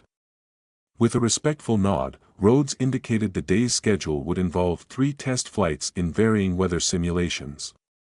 They'd deploy artificial fog over a section of the orchard to see how the drones performed in low visibility. That meant Henry would need to ensure no one entered the orchard without proper clearance during the trials. Henry agreed, remembering all too well how Redwood and Finch had recently tried to claim that drone operations threatened local pollinators. In truth, the orchard's hives were thriving, but he knew Redwood and Finch's representatives would love nothing more than video footage of an unprotected bystander stumbling into a test flight. Coordination was key. Throughout the morning, Henry posted warning signs around the orchard, reminding any farm visitors, not just the drone crews, to steer clear of the test zone. A handful of orchard workers, mostly part-timers hired to assist with the apple harvest, offered no complaint about standing by for a few hours. They understood the orchard's importance to the farm's financial survival and also recognized the tension with Redwood and Finch. As they milled around the farmhouse, Margaret served lemonade and assured them that once the tests wrapped up, everyone could resume collecting fruit without interruption. Henry stood at a vantage point near the barn when the first flight commenced. A hush fell over the spectators, engineers and programmers who'd come to observe, and in the distance, a thick plume of machine-generated fog rolled in. He could just make out the silhouette of one of the stealth drones, its wings angled in a forward-swept design that reminded him of a raptor mid-dive. The drone vanished into the artificial mist, then moments later reappeared above the orchard canopy, executing a sharp banked turn. Applause broke out among the gathered specialists. Even Henry found himself marveling at how quietly and gracefully the aircraft moved. The second flight introduced small external sensors on the drone, testing how well it could detect ground-level heat signatures, an ability that could be crucial for search and rescue missions, or so Henry overheard. Its operator stood a few yards away, intently focused on a portable console. This drone zipped across the orchard, scanning the undergrowth between rows of apple trees, then soared upward in a smooth arc. The orchard, once more, served as both farmland and lab, bridging Henry's heritage with the future's demands. The final flight was the most ambitious, an autonomous run meant to showcase the drone's onboard AI. It would navigate a series of waypoints without human input, relying entirely on pre-programmed routes and adaptive sensors. Henry watched anxiously as the drone launched, its electric motors emitting a faint whine. The aircraft zipped over the orchard, looped around the western slope, and skirted the edges of the property near the boundary fence. Several watchers monitored live data feeds on tablets, calling out altitude and velocity. The tension lifted only when the drone returned to a perfect landing near the makeshift platform. Another wave of applause rippled through the group. Henry exhaled. So far, the morning had gone smoothly, free of sabotage or unwelcome visitors. Yet something in the air made him uneasy, a feeling he couldn't quite name. Perhaps it was simply the knowledge that Redwood and Finch was always lurking, collecting evidence or preparing new legal angles. He nodded to Captain Rhodes, who gave him an understanding look, one of empathy, as if acknowledging that Redwood and Finch remained the silent antagonist in an otherwise remarkable story of technological progress. Shortly after noon, a courier arrived in a county vehicle, a man Henry recognized from prior deliveries. He wore a strained expression as he handed over a thick envelope stamped with official county markings. Henry stepped away from the crowd, opened the envelope, and scanned the papers inside. It was a summons to a newly scheduled review board session, yet another step in Redwood and Finch's attempt to dissect the farm's environmental compliance. This time, they were questioning the orchard's irrigation system, claiming that the orchard's well usage might harm the local aquifer. Henry felt a flicker of anger. The orchard had been watered by the same well for decades without incident, and Redwood and Finch had no business feigning concern for water resources after their own building sites had recklessly siphoned from local water tables. He thanked the courier, who apologized awkwardly before driving off. Henry tucked the envelope under his arm and returned to the orchard. Though the tests had concluded successfully, Redwood and Finch had found another way to disrupt his sense of peace. He waited until evening to show Margaret the documents, sparing her the distraction while she tended to a group of orchard workers. That night, they sat together by the dining room table, reading through the legal wording. The text was dense, referencing local hydrogeology and citing a so-called expert opinion Redwood and Finch had apparently commissioned. Margaret's lips tightened as she flipped the pages. "They never let up, do they?" she said quietly. Henry only shook his head in response. Then they both looked toward the window, where a late summer moon cast faint silver across the fields. The orchard was silent now, save for the occasional hoot of an owl. Lights gleamed from the new drone hangar near the barn, another sign of the farm's evolving role. Instead of letting gloom settle over them, they agreed to call Captain Rhodes and the Department of Defense lawyers first thing in the morning to craft a response. Redwood and Finch might keep stirring up trouble, but the farm's defenders were better organized than ever. The next few days passed in a flurry of preparation. Once again, the military legal team gathered environmental data to prove the orchard's well usage was within safe limits. Drones equipped with ground-penetrating radar scanned the property, creating updated maps of the water table. Hydrologists, some contracted by the Army Corps of Engineers, took samples to confirm the orchard's irrigation patterns had no harmful effect on nearby streams. Henry watched these technical experts go about their work with quiet relief. Redwood and Finch had not anticipated that the Defense Department would allocate so many resources to counter what might have appeared a minor legal scuffle. But for Henry, it was a lifeline, an affirmation that the farm's new guardians would not abandon him at the first sign of adversity. Of course, Redwood and Finch's plan likely hinged on sheer endurance. Repeated hearings, repeated scrutiny, anything that chipped away at Henry's energy and the government's focus. Yet each time Redwood and Finch launched a fresh assault, the Department of Defense lawyers responded with methodical precision. After all, Redwood and Finch might be a heavyweight in regional politics, but the Pentagon was a juggernaut on a different scale entirely. If Redwood and Finch's strategy was to bury the Caldwell farm in endless bureaucracy, they were finding themselves in a trench war with well-funded adversaries. During one such day of logistical back and forth, Henry found himself standing by the orchard's largest hive structure, talking to a drone technician named Farley. Farley was a soft-spoken man with an unexpected interest in bees. Between calibrating sensors, he had spent hours observing the orchard's pollinators. Henry listened, intrigued, as Farley explained how drones might one day mimic the intelligence of bee colonies in networked flight patterns. It struck Henry as both wondrous and slightly eerie that these metal machines drew inspiration from nature's smallest workers. The conversation reminded him how essential it was to maintain balance. Despite Redwood and Finch's attempts to paint the orchard's technology as dangerous, real synergy was happening here, a respectful integration of farmland, ecology, and innovation. Late that afternoon, word came through that Redwood and Finch had posted a new press release.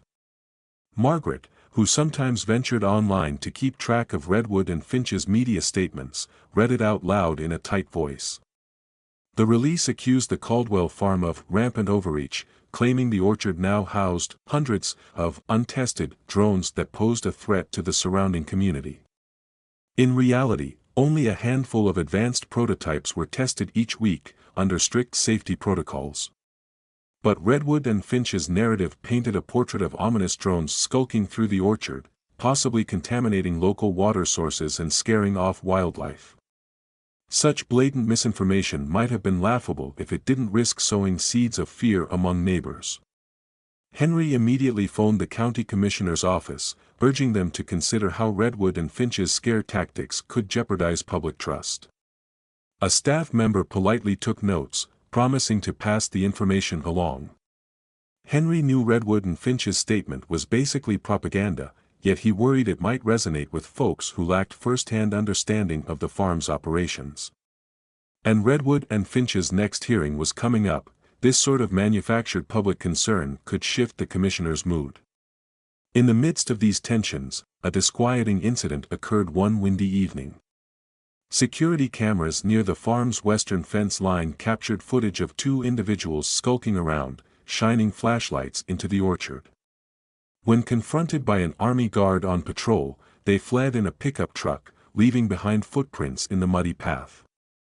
The guard reported the incident, though no confrontation or damage took place. Henry reviewed the grainy footage, unsettled by how close they'd come to the orchard. Whether these trespassers were thieves, thrill-seekers, or Redwood and Finch contractors, the message was clear: the farm was a target for infiltration. The orchard had become a flashpoint, not just for legal battles but for covert intrusion. Henry decided to bolster the orchard's security further. The Defense Department allocated additional cameras and motion detectors, installing them discreetly among the trees. Some of the orchard workers grumbled about the intrusion on their daily routines, but Henry patiently explained the necessity. He felt a pang of guilt for turning a once peaceful expanse into a surveilled zone, but Redwood and Finch's dogged persistence left him little choice. If Redwood and Finch couldn't win through the courts, perhaps they intended to stage an incident that painted the orchard as unsafe. Henry would not hand them that opportunity. The following week, the orchard's harvest ramped up. A steady procession of workers filled baskets with ripe apples, loading them onto flatbed trailers that Henry hauled to a makeshift storage area. Soldiers and drone engineers sometimes helped, taking brief respites from their technical duties to join in the orchard's age-old ritual. It was one of the few times Henry witnessed a true blending of farm labor and military discipline. Men and women in camouflage might be seen carefully lifting crates of fruit, their stoic faces breaking into relaxed smiles under the orchard's rustling canopy. For a few moments, Redwood and Finch's legal skirmishes felt distant, overshadowed by the tangible reward of honest work. In between these communal tasks, Henry found the farm's email inbox flooded with requests from journalists.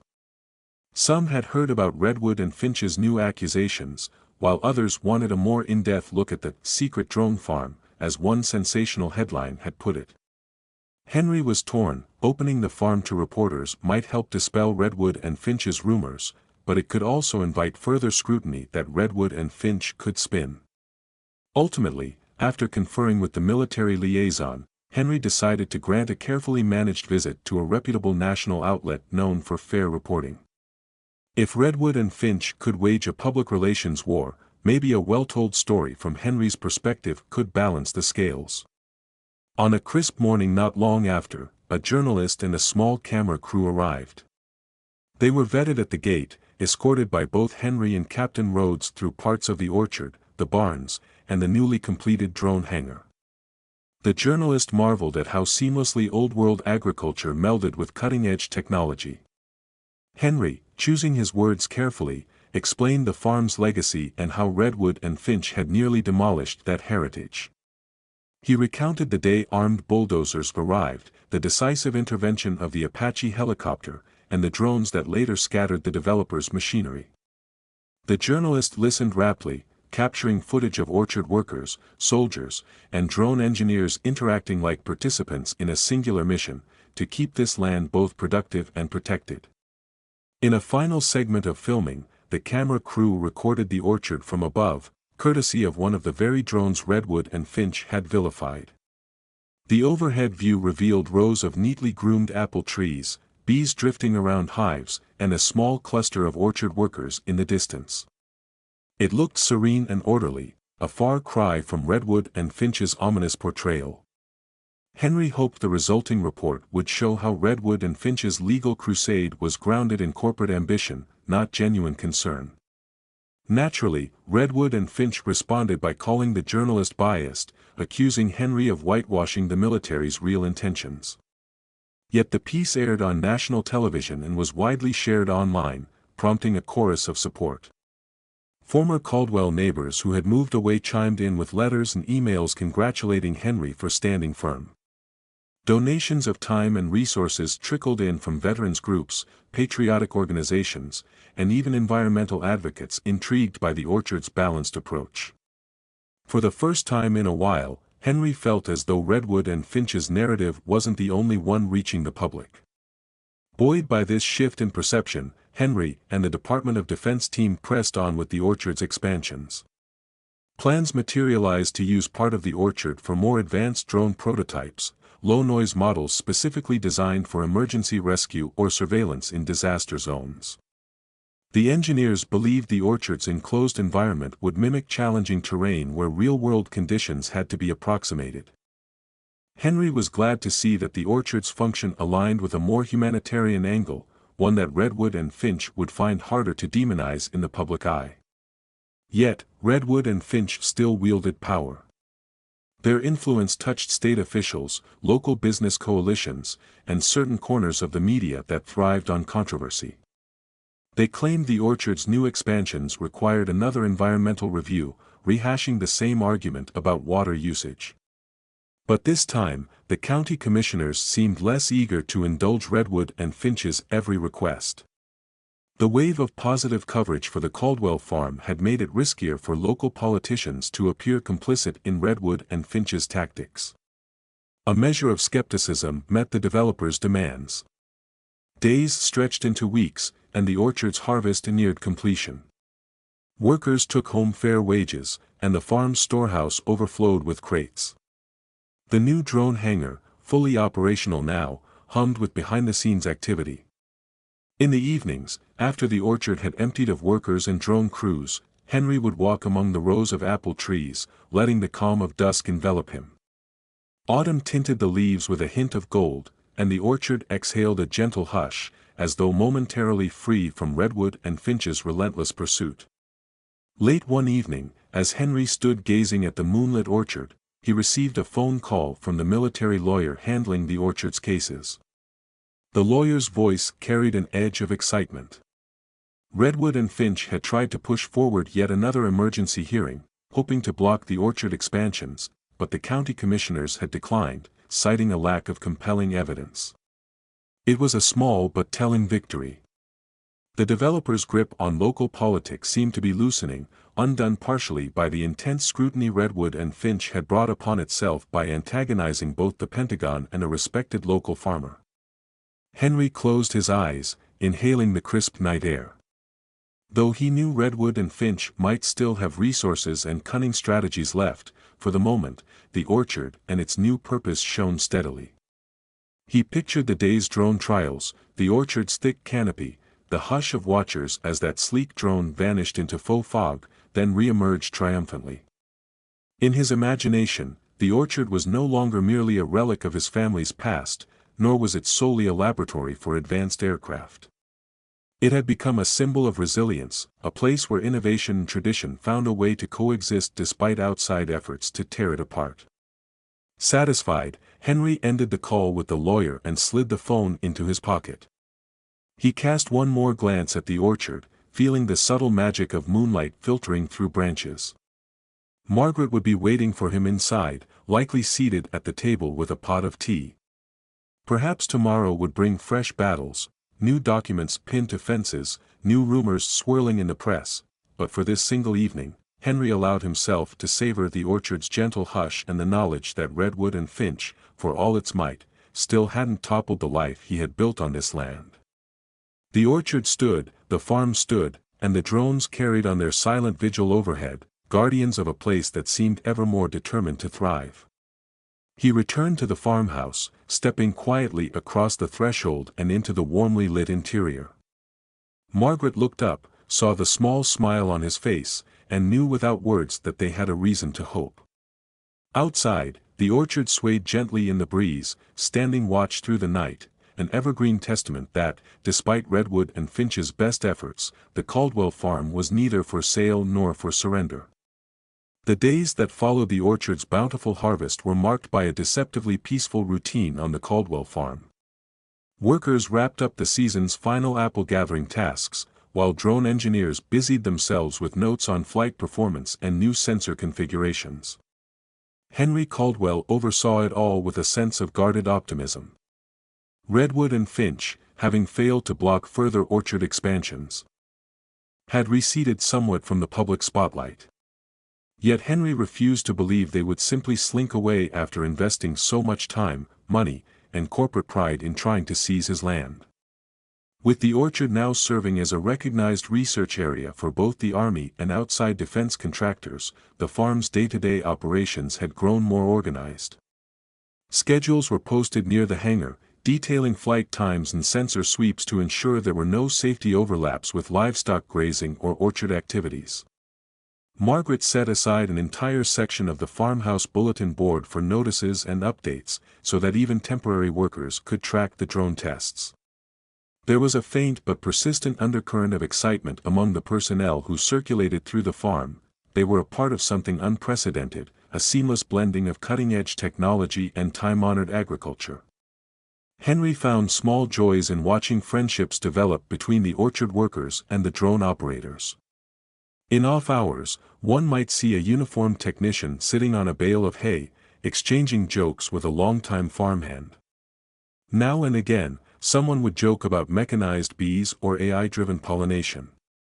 These moments, casual and warm, lifted Henry's spirits, reminding him that despite Redwood and Finch's looming threat, his farm had not lost its human heart. One mild afternoon, as a gentle wind rustled the thinning leaves overhead, Henry finished a walk around the orchard's perimeter. Returning toward the house, he noticed a familiar county courier parked near the mailbox. The same young man who had delivered the last set of legal papers stepped out, looking even more anxious than before. He held out an envelope adorned with official seals that Henry had never seen before, federal, not just county. Concern blossomed in Henry's chest as he took the envelope, feeling the stiff weight of its contents. The courier mumbled that these documents were top priority and left without further explanation. Standing on his porch, Henry ripped open the envelope. His eyes darted across typed pages filled with legal jargon and references to codes he scarcely recognized. At first, he struggled to grasp the meaning. But by the time he reached the second page, the words came into horrifying focus: Redwood and Finch, through some labyrinthine legal maneuver, had obtained a directive from a federal agency declaring the Caldwell Farm subject to immediate reclassification for a critical infrastructure project. The text alleged that rural modernization superseded the orchard's research classification, thus requiring the farm's complete transfer to Redwood and Finch's control. Buried in the final paragraph was the real hammer blow: Henry had precisely 72 hours to vacate the premises and clear all personal property. The letter triggered a cold wave of shock. The Department of Defense was not mentioned at all. None of the memorandums that had previously protected the farm were cited. It was as though Redwood and Finch had found a back door in some corner of federal bureaucracy that could bulldoze over the farm's strategic designation. Shaking his head in disbelief, Henry turned the page, looking for a date or official signature. There it was, an authorizing signature from a deputy undersecretary in a little-known agency. The directive appeared legitimate, stamped with an authentic federal seal. He hurried inside to Margaret. She read the document, her face turning pale as she flipped each page. They both understood that Redwood and Finch had done exactly what they feared. It had sidestepped the local commissioners and the Department of Defense arrangement, striking a deal with an office that didn't know, or didn't care, about the farm's existing status. This was Redwood and Finch's boldest move yet, an overt attempt to wrench the property away before anyone could mount a defense. Henry's first action was to call the military lawyer, who received the news with alarm. Over a speakerphone in the living room, the lawyer promised to escalate the matter immediately up the chain of command. He stressed, however, that it could take days, maybe weeks, to sort out which federal authority truly had jurisdiction. Redwood and Finch had timed this coup perfectly, dropping a direct, urgent threat that left Henry with no immediate recourse. The orchard, the drone hangar, the farmland, all of it could be lost if the eviction order was enforced. As night fell, Henry felt a familiar sense of dread creeping over him, reminiscent of the time Redwood and Finch had pinned a notice on his fence or when they'd first arrived with bulldozers. But this time, the threat came cloaked in federal language that implied unstoppable force. Margaret tried to console him, reminding him of past near misses. Yet her eyes were rimmed with tears. She, too, sensed that Redwood and Finch had found a lethal weapon in the game of bureaucratic warfare. Word spread quickly among the workers and drone teams. The next morning, an undercurrent of dismay rippled through the farm. Some orchard workers approached Henry with worried faces, unsure if they would be paid past the eviction deadline. A handful of younger technicians packed up sensitive equipment, anticipating a forced shutdown. Military liaisons made calls, trying to reassure everyone that the Department of Defense would intervene. Yet each phone call or email ended with the same frustration: Redwood and Finch's newly minted order fell outside the usual channels, meaning a solution might not arrive before the 72-hour clock expired. By the second day, Henry and Margaret began the painful process of packing up essential belongings. They stacked boxes by the front door, uncertain if they would be allowed to return. Margaret took down framed photographs of the Caldwell family line, each representing decades of stewardship over this land. Henry supervised the loading of farm equipment onto trailers. Even the orchard workers, in a show of solidarity, helped with the heavier items, tears shining in some of their eyes as they moved antique furniture out of the old farmhouse. On that second evening, Henry stepped outside to find Captain Rhodes quietly standing near the barn. The officer seemed troubled, admitting that top brass were locked in a bureaucratic standoff. The Department of Defense recognized the Caldwell farm as a crucial test site, but Redwood and Finch's directive had blindsided them. Rhodes said he still held out hope for a last-minute resolution but cautioned Henry to prepare for the worst. Nodding grimly, Henry thanked the captain for his honesty and walked away to finish dismantling a decades-old bookshelf that wouldn't fit in the truck otherwise. By the dawn of the third day, the farm looked like a ghost of its former self. Boxes and crates lined the driveway. Some orchard workers had already accepted other jobs, leaving only a skeleton crew. The drone specialists, too, had removed many of their devices, relocating them to a temporary facility until the legal quagmire could be resolved. Henry stood on the porch, gazing at the orchard in the early light, heart heavy with the knowledge that in less than 24 hours, Redwood and Finch's directive demanded his complete evacuation. That morning, Redwood and Finch's vehicles appeared at the property edge. Bulldozers, excavators, and trucks carrying fencing material lined up with intimidating precision. Farther down the road, a sleek black SUV was parked, presumably carrying Redwood and Finch's higher-ups. They waited at a distance, as though expecting a green light to roll in and claim the farm. Henry felt his stomach knot. It was all happening again, only worse, because now Redwood and Finch had official papers on their side.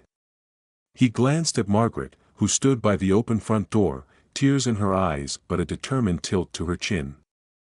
They had faced Redwood and Finch's bulldozers once before, but then the army had arrived with an Apache helicopter to drive them away.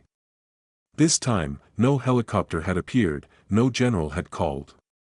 Henry felt alone, betrayed by the very systems he had trusted to protect him. In the distance, Redwood and Finch's crew began revving engines, the rumble sounding like an approaching storm. By noon, a black sedan drove up the main road, stopping at the farmhouse gate. A Redwood and Finch representative, an older man with meticulously groomed hair, stepped out, brandishing a handful of papers. He did not bother with pleasantries, simply announcing in a clipped tone that Henry and Margaret had until the end of the day to vacate, or Redwood and Finch would proceed to enforce the directive. The man tapped his watch, as though Henry were an unruly tenant ignoring an eviction notice. Without waiting for a response, he turned on his heel and walked briskly back to his sedan, trailing dust as he sped off. The bulldozers in the distance continued rumbling, inching closer with each passing hour. Henry began to feel that the orchard's fate was sealed. He could do nothing but comply or risk forcibly being removed. No word from the Pentagon had arrived, no last-minute court ruling had halted Redwood and Finch's plan. Accepting the inevitable, he and Margaret loaded their final boxes into the back of his old pickup truck. The orchard, still vibrant in the late-season sun, stood as if in silent protest.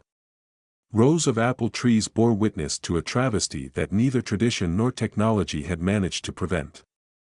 As dusk approached, Redwood and Finch's bulldozer operators turned on their engines full bore, a noisy crescendo that shattered the farm's usual hush. Henry and Margaret stood on the porch, resignation settling over them. A few orchard workers lingered behind, equally devastated but unwilling to abandon Henry until the last possible moment. Captain Rhodes, too, was present, looking uncharacteristically helpless.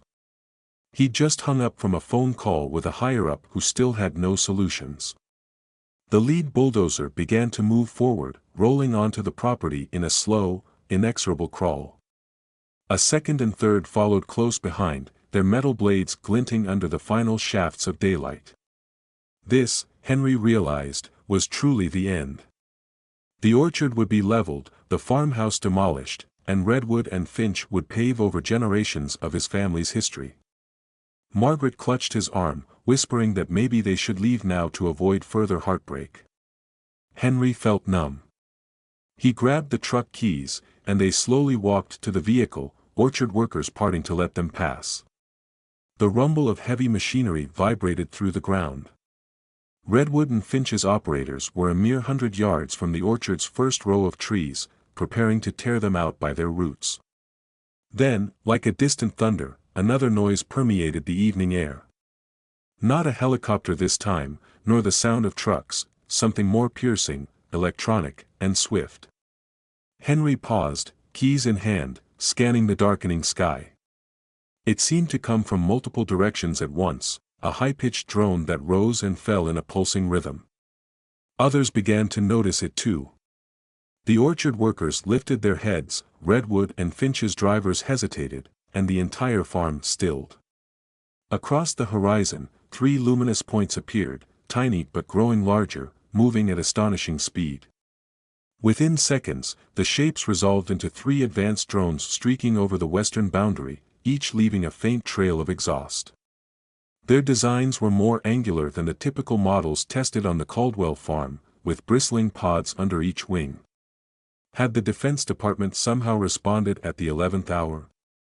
Henry felt a sudden surge of desperate hope. The drones skimmed low, kicking up dust and dead leaves. Redwood and Finch's bulldozer drivers started to panic, stalling their machines as the aerial trio bore down. Before anyone could fully comprehend the situation, the drones released a synchronized volley of what appeared to be warning charges. They detonated in a flash of bright light and concussive sound directly in front of the lead bulldozer. The blast gouged the earth, sending chunks of sod and debris flying, but leaving the machine itself intact. A second volley erupted near the second bulldozer, forcing the operator to fling himself out of the cab. He dove into the dirt as a shower of sparks rained overhead. Chaos consumed Redwood and Finch's line of vehicles. Engines revved in reverse, men shouted frantic orders, and the once implacable bulldozers struggled to retreat from the orchard's edge. A dense haze of dust filled the air. Henry and Margaret, still standing near their pickup, shielded their faces from the swirling grit. The orchard workers scattered to a safe distance, some climbing onto the flatbed trailer for a better vantage point. Captain Rhodes barked into a handheld radio, his words lost in the din. Through the roar and haze, Henry spotted a Redwood and Finch executive, a middle-aged man in a suit, fumbling with his phone, evidently receiving a call. The man's face blanched as he pressed the device to his ear.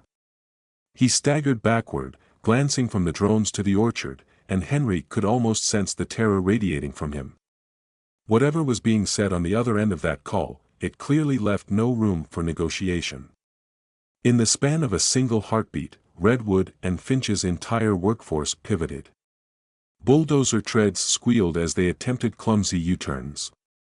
Trucks peeled away, careening down the dirt road, raising massive clouds of dust. The suited man shouted at anyone still within earshot, demanding they withdraw at once. It was a stampede of fear, a total rout more decisive than the day the Apache helicopter had first intervened. Henry gripped the side of the pickup, hardly believing his eyes. Within minutes, Redwood and Finch's entire contingent had vanished down the road, leaving equipment behind in their desperate haste to flee. The drones circled once more, a last show of force, then sped off into the darkening sky. A deep silence fell over the farm, broken only by the receding noise of Redwood and Finch's trucks and the labored breathing of those orchard workers who had sprinted for cover. Coughing through the dust, Margaret looked at Henry, astonishment lighting her tear-streaked face.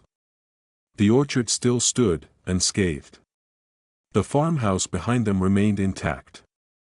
Henry felt dizzy with relief, though confusion settled in too. Who had launched those drones, and how had they arrived at the exact moment Redwood and Finch was poised to destroy everything? Captain Rhodes, re-emerging from the swirl, approached Henry with a mixture of wonder and residual alarm. He acknowledged that the Pentagon had indeed been alerted, but the final order to deploy such experimental drones had come from the highest levels, just minutes before Redwood and Finch began moving in. Someone had decided that Redwood and Finch's aggression warranted a swift, unforgettable demonstration of force, a demonstration that would leave no doubt about the farm's protected status. One by one, orchard workers and drone specialists emerged from hiding spots. They stared at the smoking craters in front of the bulldozer tracks, muttering in awed tones. The entire spectacle had lasted mere minutes, yet it felt like a seismic shift. Redwood and Finch had marched in under the banner of official federal orders, only to be repelled by a more potent authority. Henry felt an odd surge of gratitude for whomever had orchestrated that response, though he knew it came with moral complexities. Part of him recoiled from violence, even if it was meant as a deterrent. But in that pivotal moment, the orchard had been saved, again. Night fell slowly, revealing a farm still littered with Redwood and Finch's abandoned gear. Workers helped move toppled crates and battered fencing material away from the orchard's rows. The roads leading off the property were scarred with deep ruts where trucks and bulldozers had spun in retreat. Margaret, still dazed, found herself serving coffee to small clusters of orchard hands, trying to calm everyone's rattled nerves. Henry's mind whirled, replaying the day's events again and again. He took a moment to walk through the orchard in the moonlight, needing to confirm for himself that the trees were intact, that the farmland's heartbeat persisted. Reaching a familiar clearing, he paused. In the glow of the moon and a few remaining floodlights near the barn, he saw that the orchard's peaceful rows bore no sign of redwood and finch's invasion. The earth near the boundary fences was churned up, yes, but inside the orchard itself, not a tree had been touched. He placed one hand against a trunk, feeling the rough bark under his palm. A wave of emotion swept over him, relief, astonishment, and a renewed understanding that this land, for all its quiet resilience, required protection of the highest order. Back at the farmhouse, a meeting of sorts had formed around the kitchen table, with Captain Rhodes, a few military technicians, and one of the orchard foremen gathered to discuss what came next. Everyone looked to Henry, unsure if Redwood and Finch would attempt another angle. Yet it seemed inconceivable that even Redwood and Finch would make a second attempt after such a public humiliation. The phone lines were abuzz with calls to and from Washington, and rumors trickled in that Redwood and Finch's leadership had been threatened with federal prosecution if they continued harassing the Caldwell farm. Henry listened in a subdued silence as Captain Rhodes relayed bits of emerging information. The Redwood and Finch directive that demanded Henry vacate in 72 hours was being nullified by an immediate override from the Department of Defense, pending a top-tier review. It would take time to sort out the red tape, but the orchard was, for now, unequivocally secure. The orchard foreman exhaled in relief, burying his face in his hands while the technicians shared quiet smiles. Margaret wept softly, the day's adrenaline finally giving way to exhaustion. As midnight came and went, the house gradually emptied of visitors, leaving Henry and Margaret alone in the living room. They looked at the half-packed boxes stacked by the door. Margaret wiped her eyes, shaking her head at the fact that they had nearly uprooted their entire life once again. Wordlessly, they both began unpacking, placing heirlooms and photo frames back on shelves where they belonged. They worked side by side, the tension in their shoulders slowly easing. By the time they finished, the living room looked like home again, not a staging area for frantic departure. In the pre-dawn silence, Henry stepped onto the porch. The sky was clear, the stars bright above the orchard silhouette. He wondered if Redwood and Finch's executives were still reeling from that phone call, likely from a no-nonsense Pentagon official, warning them that any further actions would be met with dire consequences. The memory of the drone swooping in still made his heart pound. He realized that while he was profoundly grateful, a part of him mourned how force and intimidation had been necessary to spare the land. Yet, under Redwood and Finch's relentless siege, there had been no other choice. The orchard swayed gently in the night breeze, carrying the sweet scent of ripened apples. Henry inhaled, letting that fragrance anchor him in the present. Twice now, Redwood and Finch had come with overwhelming advantage, and twice they had been driven off by the farm's undisclosed but powerful allies in the military. Henry no longer doubted that the orchard, this land, had a significance that stretched far beyond his family's legacy. It had become a stage upon which larger forces played out the nation's priorities, and Redwood and Finch had miscalculated its own might in comparison. As dawn broke, Henry could already see orchard workers returning, some to resume tasks they had abandoned in panic the day before, others simply wanting to confirm the orchard still stood. A group of engineers arrived from the drone hangar, chattering about calibrations and updates to flight schedules. Captain Rhodes had given them clearance to continue their projects, confident that Redwood and Finch would not dare set foot on the property again. Once more, the Caldwell farm slipped into a curious normalcy, as if the previous day's showdown had been a bad dream. Over the following week, official statements began to pour in from federal and state offices. An emergency measure effectively recognized the farm as a permanent defense research site, short-circuiting any future attempts by Redwood and Finch to claim it. Political pressures were clearly at work. No senator or representative wanted to appear complicit in allowing a powerful developer to override essential military testing. Redwood and Finch itself went conspicuously silent. No press releases, no new lawsuits. Their local offices shuttered within days. Bulldozers and trucks carted away to unknown destinations. A rumor circulated that their top executives had been read the riot act by high-level Pentagon officials, and with that scathing admonition, Redwood and Finch withdrew from the region entirely. Henry, still adjusting to the abrupt end of the crisis, felt a mix of relief and bewilderment. The orchard's trees swayed in the same gentle breezes, but now the entire property was encircled by new signs indicating federal protection. Military representatives, newly emboldened, started mapping out long-term plans for the site, more stable test platforms, integrated sensor grids, even an underground storage facility for advanced drone equipment. Some part of Henry resisted the idea of the farm turning into a fortress, but he recognized that Redwood and Finch's final gambit had demonstrated the need for unwavering security. Margaret felt it too. Though she welcomed the end of Redwood and Finch's presence, she sometimes gazed out at the orchard with a complicated expression. The orchard was saved, yes, but the cost had been a permanent evolution of the farm's identity. Family heritage now blended with national defense, and every row of apple trees bore witness to the extraordinary technology soon to be housed and tested among them. Still, nothing Redwood and Finch could do would tear up those trees now. That was enough to let her sleep more peacefully at night. Over time, the orchard resumed its daily rhythms. The air buzzed with bees in the spring, thickened with sweet heat in the summer, and cooled into crisp breezes by fall. Tractor wheels wore familiar paths in the fields, hauling fertilizer, feed, or new materials for the drone hangar. Soldiers in fatigues ambled by, greeting orchard workers with nods and occasionally stopping to admire the apple blossoms or sample freshly baked pies from Margaret's kitchen. Drones hummed overhead at all hours, performing flight checks or collecting environmental data. Despite the presence of so much machinery, the farm retained a sense of serenity. No Redwood and Finch official dared to tread there again. For Henry, each sunrise brought a deep appreciation that Redwood and Finch's threat no longer loomed like a sword over his family's legacy. He took renewed pride in his morning chores, in the orchard's cyclical wonders, in walking the perimeter without glancing nervously over his shoulder.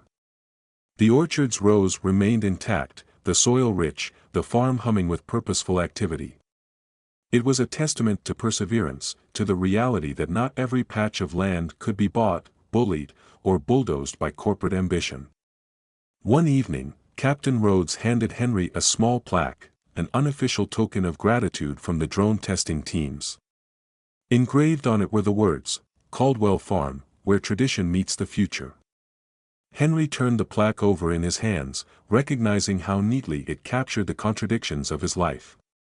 Tradition had indeed met the future here, sometimes violently, yet it had prevailed. He placed the plaque on a shelf inside the farmhouse, beside an old photograph of his grandfather tilling the soil with a horse-drawn plow.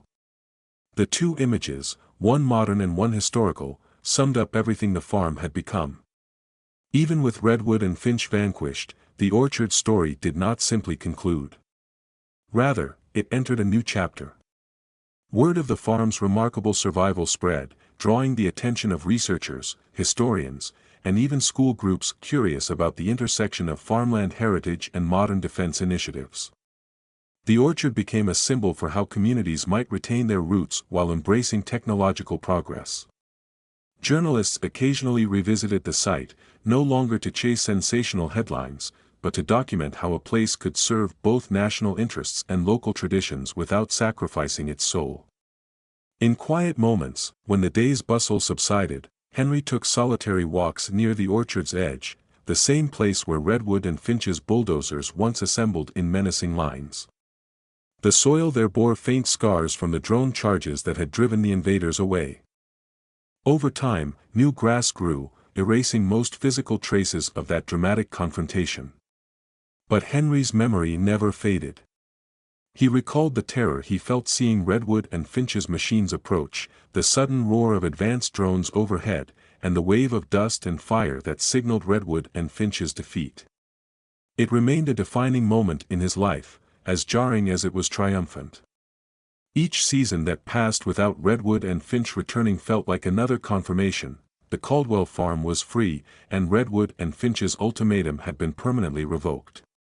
Under the watchful oversight of the Department of Defense, the orchard thrived, and so did the advanced drone projects. The orchard's hives produced honey sold under a small, Caldwell Reserve label, and each jar bore an inscription thanking both orchard workers and the drone operators for their cooperation in preserving the land's ecological balance. Some joked it was the tastiest honey in the state, imbued with the spirit of resilience. Henry's sense of duty to the land, already strong, took on a new dimension. He worked side by side with Army engineers to design water systems that would minimize impact on the orchard's natural streams, ensuring Redwood and Finch's environmental allegations would never resurface. He participated in joint planning sessions, discussing flight routes that minimized noise disruption for livestock. Farmers from neighboring counties, many of whom had sold their lands to Redwood and Finch, came by to express a kind of wistful admiration for Henry's defiance, though some also carried regret for not having held out longer themselves. The orchard, once threatened by corporate greed, now looked toward a future of possibility. Military units tested prototypes that might one day rescue disaster victims or perform vital reconnaissance in conflict zones. Engineers studied pollination patterns among the apple trees, learning lessons about swarm coordination that could inform next-generation autonomous flight. With Redwood and Finch out of the picture, the farm had the breathing room to flourish in this new role, unencumbered by the fear that had once overshadowed every success. Yet the memory of those 72 hours, of hasty packing, tearful goodbyes, and the bulldozers creeping forward, remained imprinted on every orchard worker and drone technician who had witnessed it. Over cups of coffee in the farmhouse, they sometimes recounted how it felt to see Redwood and Finch's unstoppable approach, how all hope seemed lost. Then, just at the breaking point, the sky was filled with the roar of 3 experimental drones, each bearing an unwavering directive to defend the Caldwell farm at any cost. That single moment of unbelievable tension and relief had forged a bond among the people who experienced it. Henry allowed himself, at last, the luxury of hope. Redwood and Finch's final assault had tested the farm's defenses, only to be met by a powerful rejection from the highest levels of military command.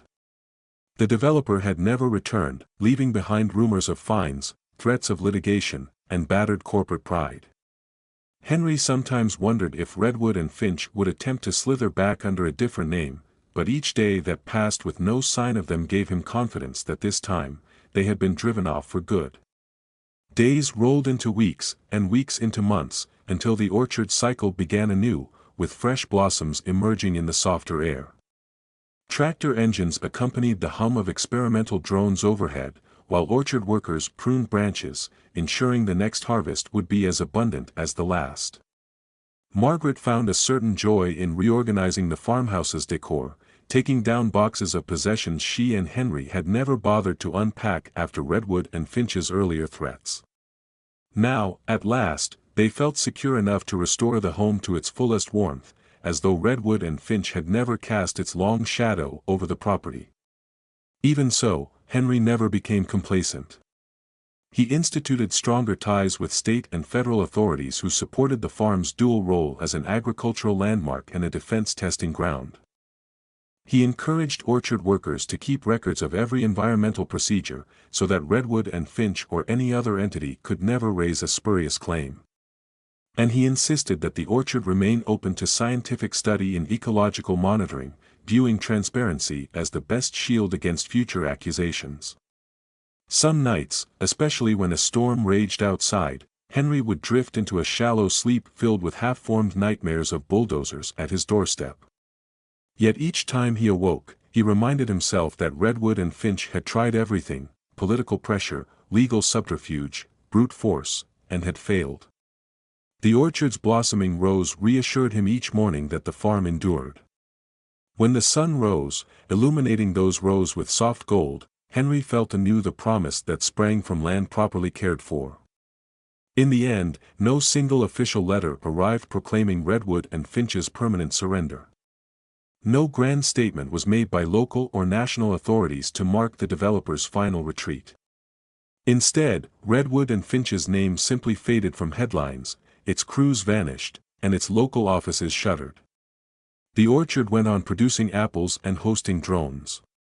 The farmhouse once again welcomed neighbors, relatives, and new friends eager to witness a place where tradition and modern ingenuity met without tearing each other apart. Though the orchard had seen conflict and near destruction, it emerged stronger for having survived Redwood and Finch's aggression. The farmland's gentle contours now concealed state-of-the-art sensor arrays, and the old barn's rafters housed antennas that captured signals from drones thousands of feet overhead.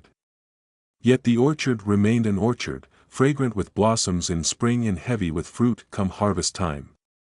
Livestock roamed the pastures, orchard workers earned fair wages, and the Caldwell name continued to stand for resilience. Throughout it all, Henry retained his sense of humility. He understood that, without the military's decisive interventions, Redwood and Finch would have succeeded. He was indebted to the men and women who had recognized the orchard's strategic importance and had the authority to defend it. While some part of him lamented the necessity of violent deterrence, he also felt profound gratitude that a century-old farm could command such high-level protection. In quieter moments, Margaret teased Henry that their farm had become a legend in the region, a place where unstoppable developers learned the limits of their power. School teachers arranged field trips to see the orchard that drones saved, and news outlets occasionally ran anniversary stories recounting the final confrontation. Henry always smiled politely in these interviews, shifting credit toward the orchard workers, drone technicians, and uniformed personnel who made the rescue possible. He saw himself less as a hero and more as a faithful steward of land that had been in his family for generations. Even so, the orchard's legend grew, fueled by the extraordinary image of 3 advanced drones materializing from the twilight to shatter bulldozers and scatter Redwood and Finch's forces.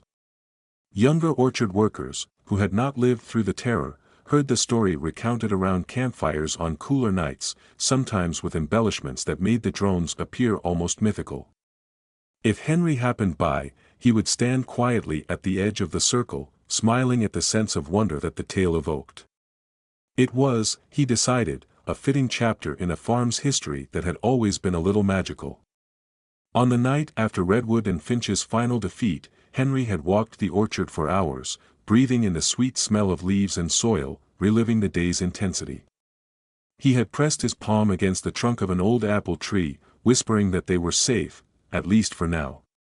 That tree, like so many others in the orchard, had seen generations come and go, had weathered storms and droughts, and had given its fruit without complaint year after year. Redwood and Finch might have arrived with mountains of money and political clout, but they lacked the orchard's steadfast bond with the land. With the quiet cycles of growth and renewal that outlast any fleeting ambition. Now, months past that dramatic twilight rescue, Henry found himself once again beside that same old tree, the orchard dappled by the afternoon sun. He knelt to inspect the ground where Redwood and Finch's bulldozers had nearly advanced, noticing how fresh grass had sprouted, erasing the scars. Nature had a way of healing, provided it was given a chance. Here, at least, the orchard would have that chance. And if Redwood and Finch, or any other corporation, ever attempted another assault, they would face not just the orchard's quiet resilience, but the unwavering shield of federal protection that Henry had forged through loyalty, perseverance, and the unbreakable spirit of a family's legacy. He rose slowly, resting a hand on the tree's trunk, silently thanking it for its patience and fortitude. Then he turned, heading back toward the farmhouse and the distant hangar that housed tomorrow's innovations. The orchard's leaves rustled behind him, and a gentle breeze carried the faint drone of experimental aircraft overhead. It was a place of harmony, a tapestry woven from tradition and progress, each thread stronger for the tests it had endured. Henry walked on, content in the knowledge that, this time, Redwood and Finch was truly gone, and the Caldwell farm remained forever rooted in a promise that no bulldozer could uproot.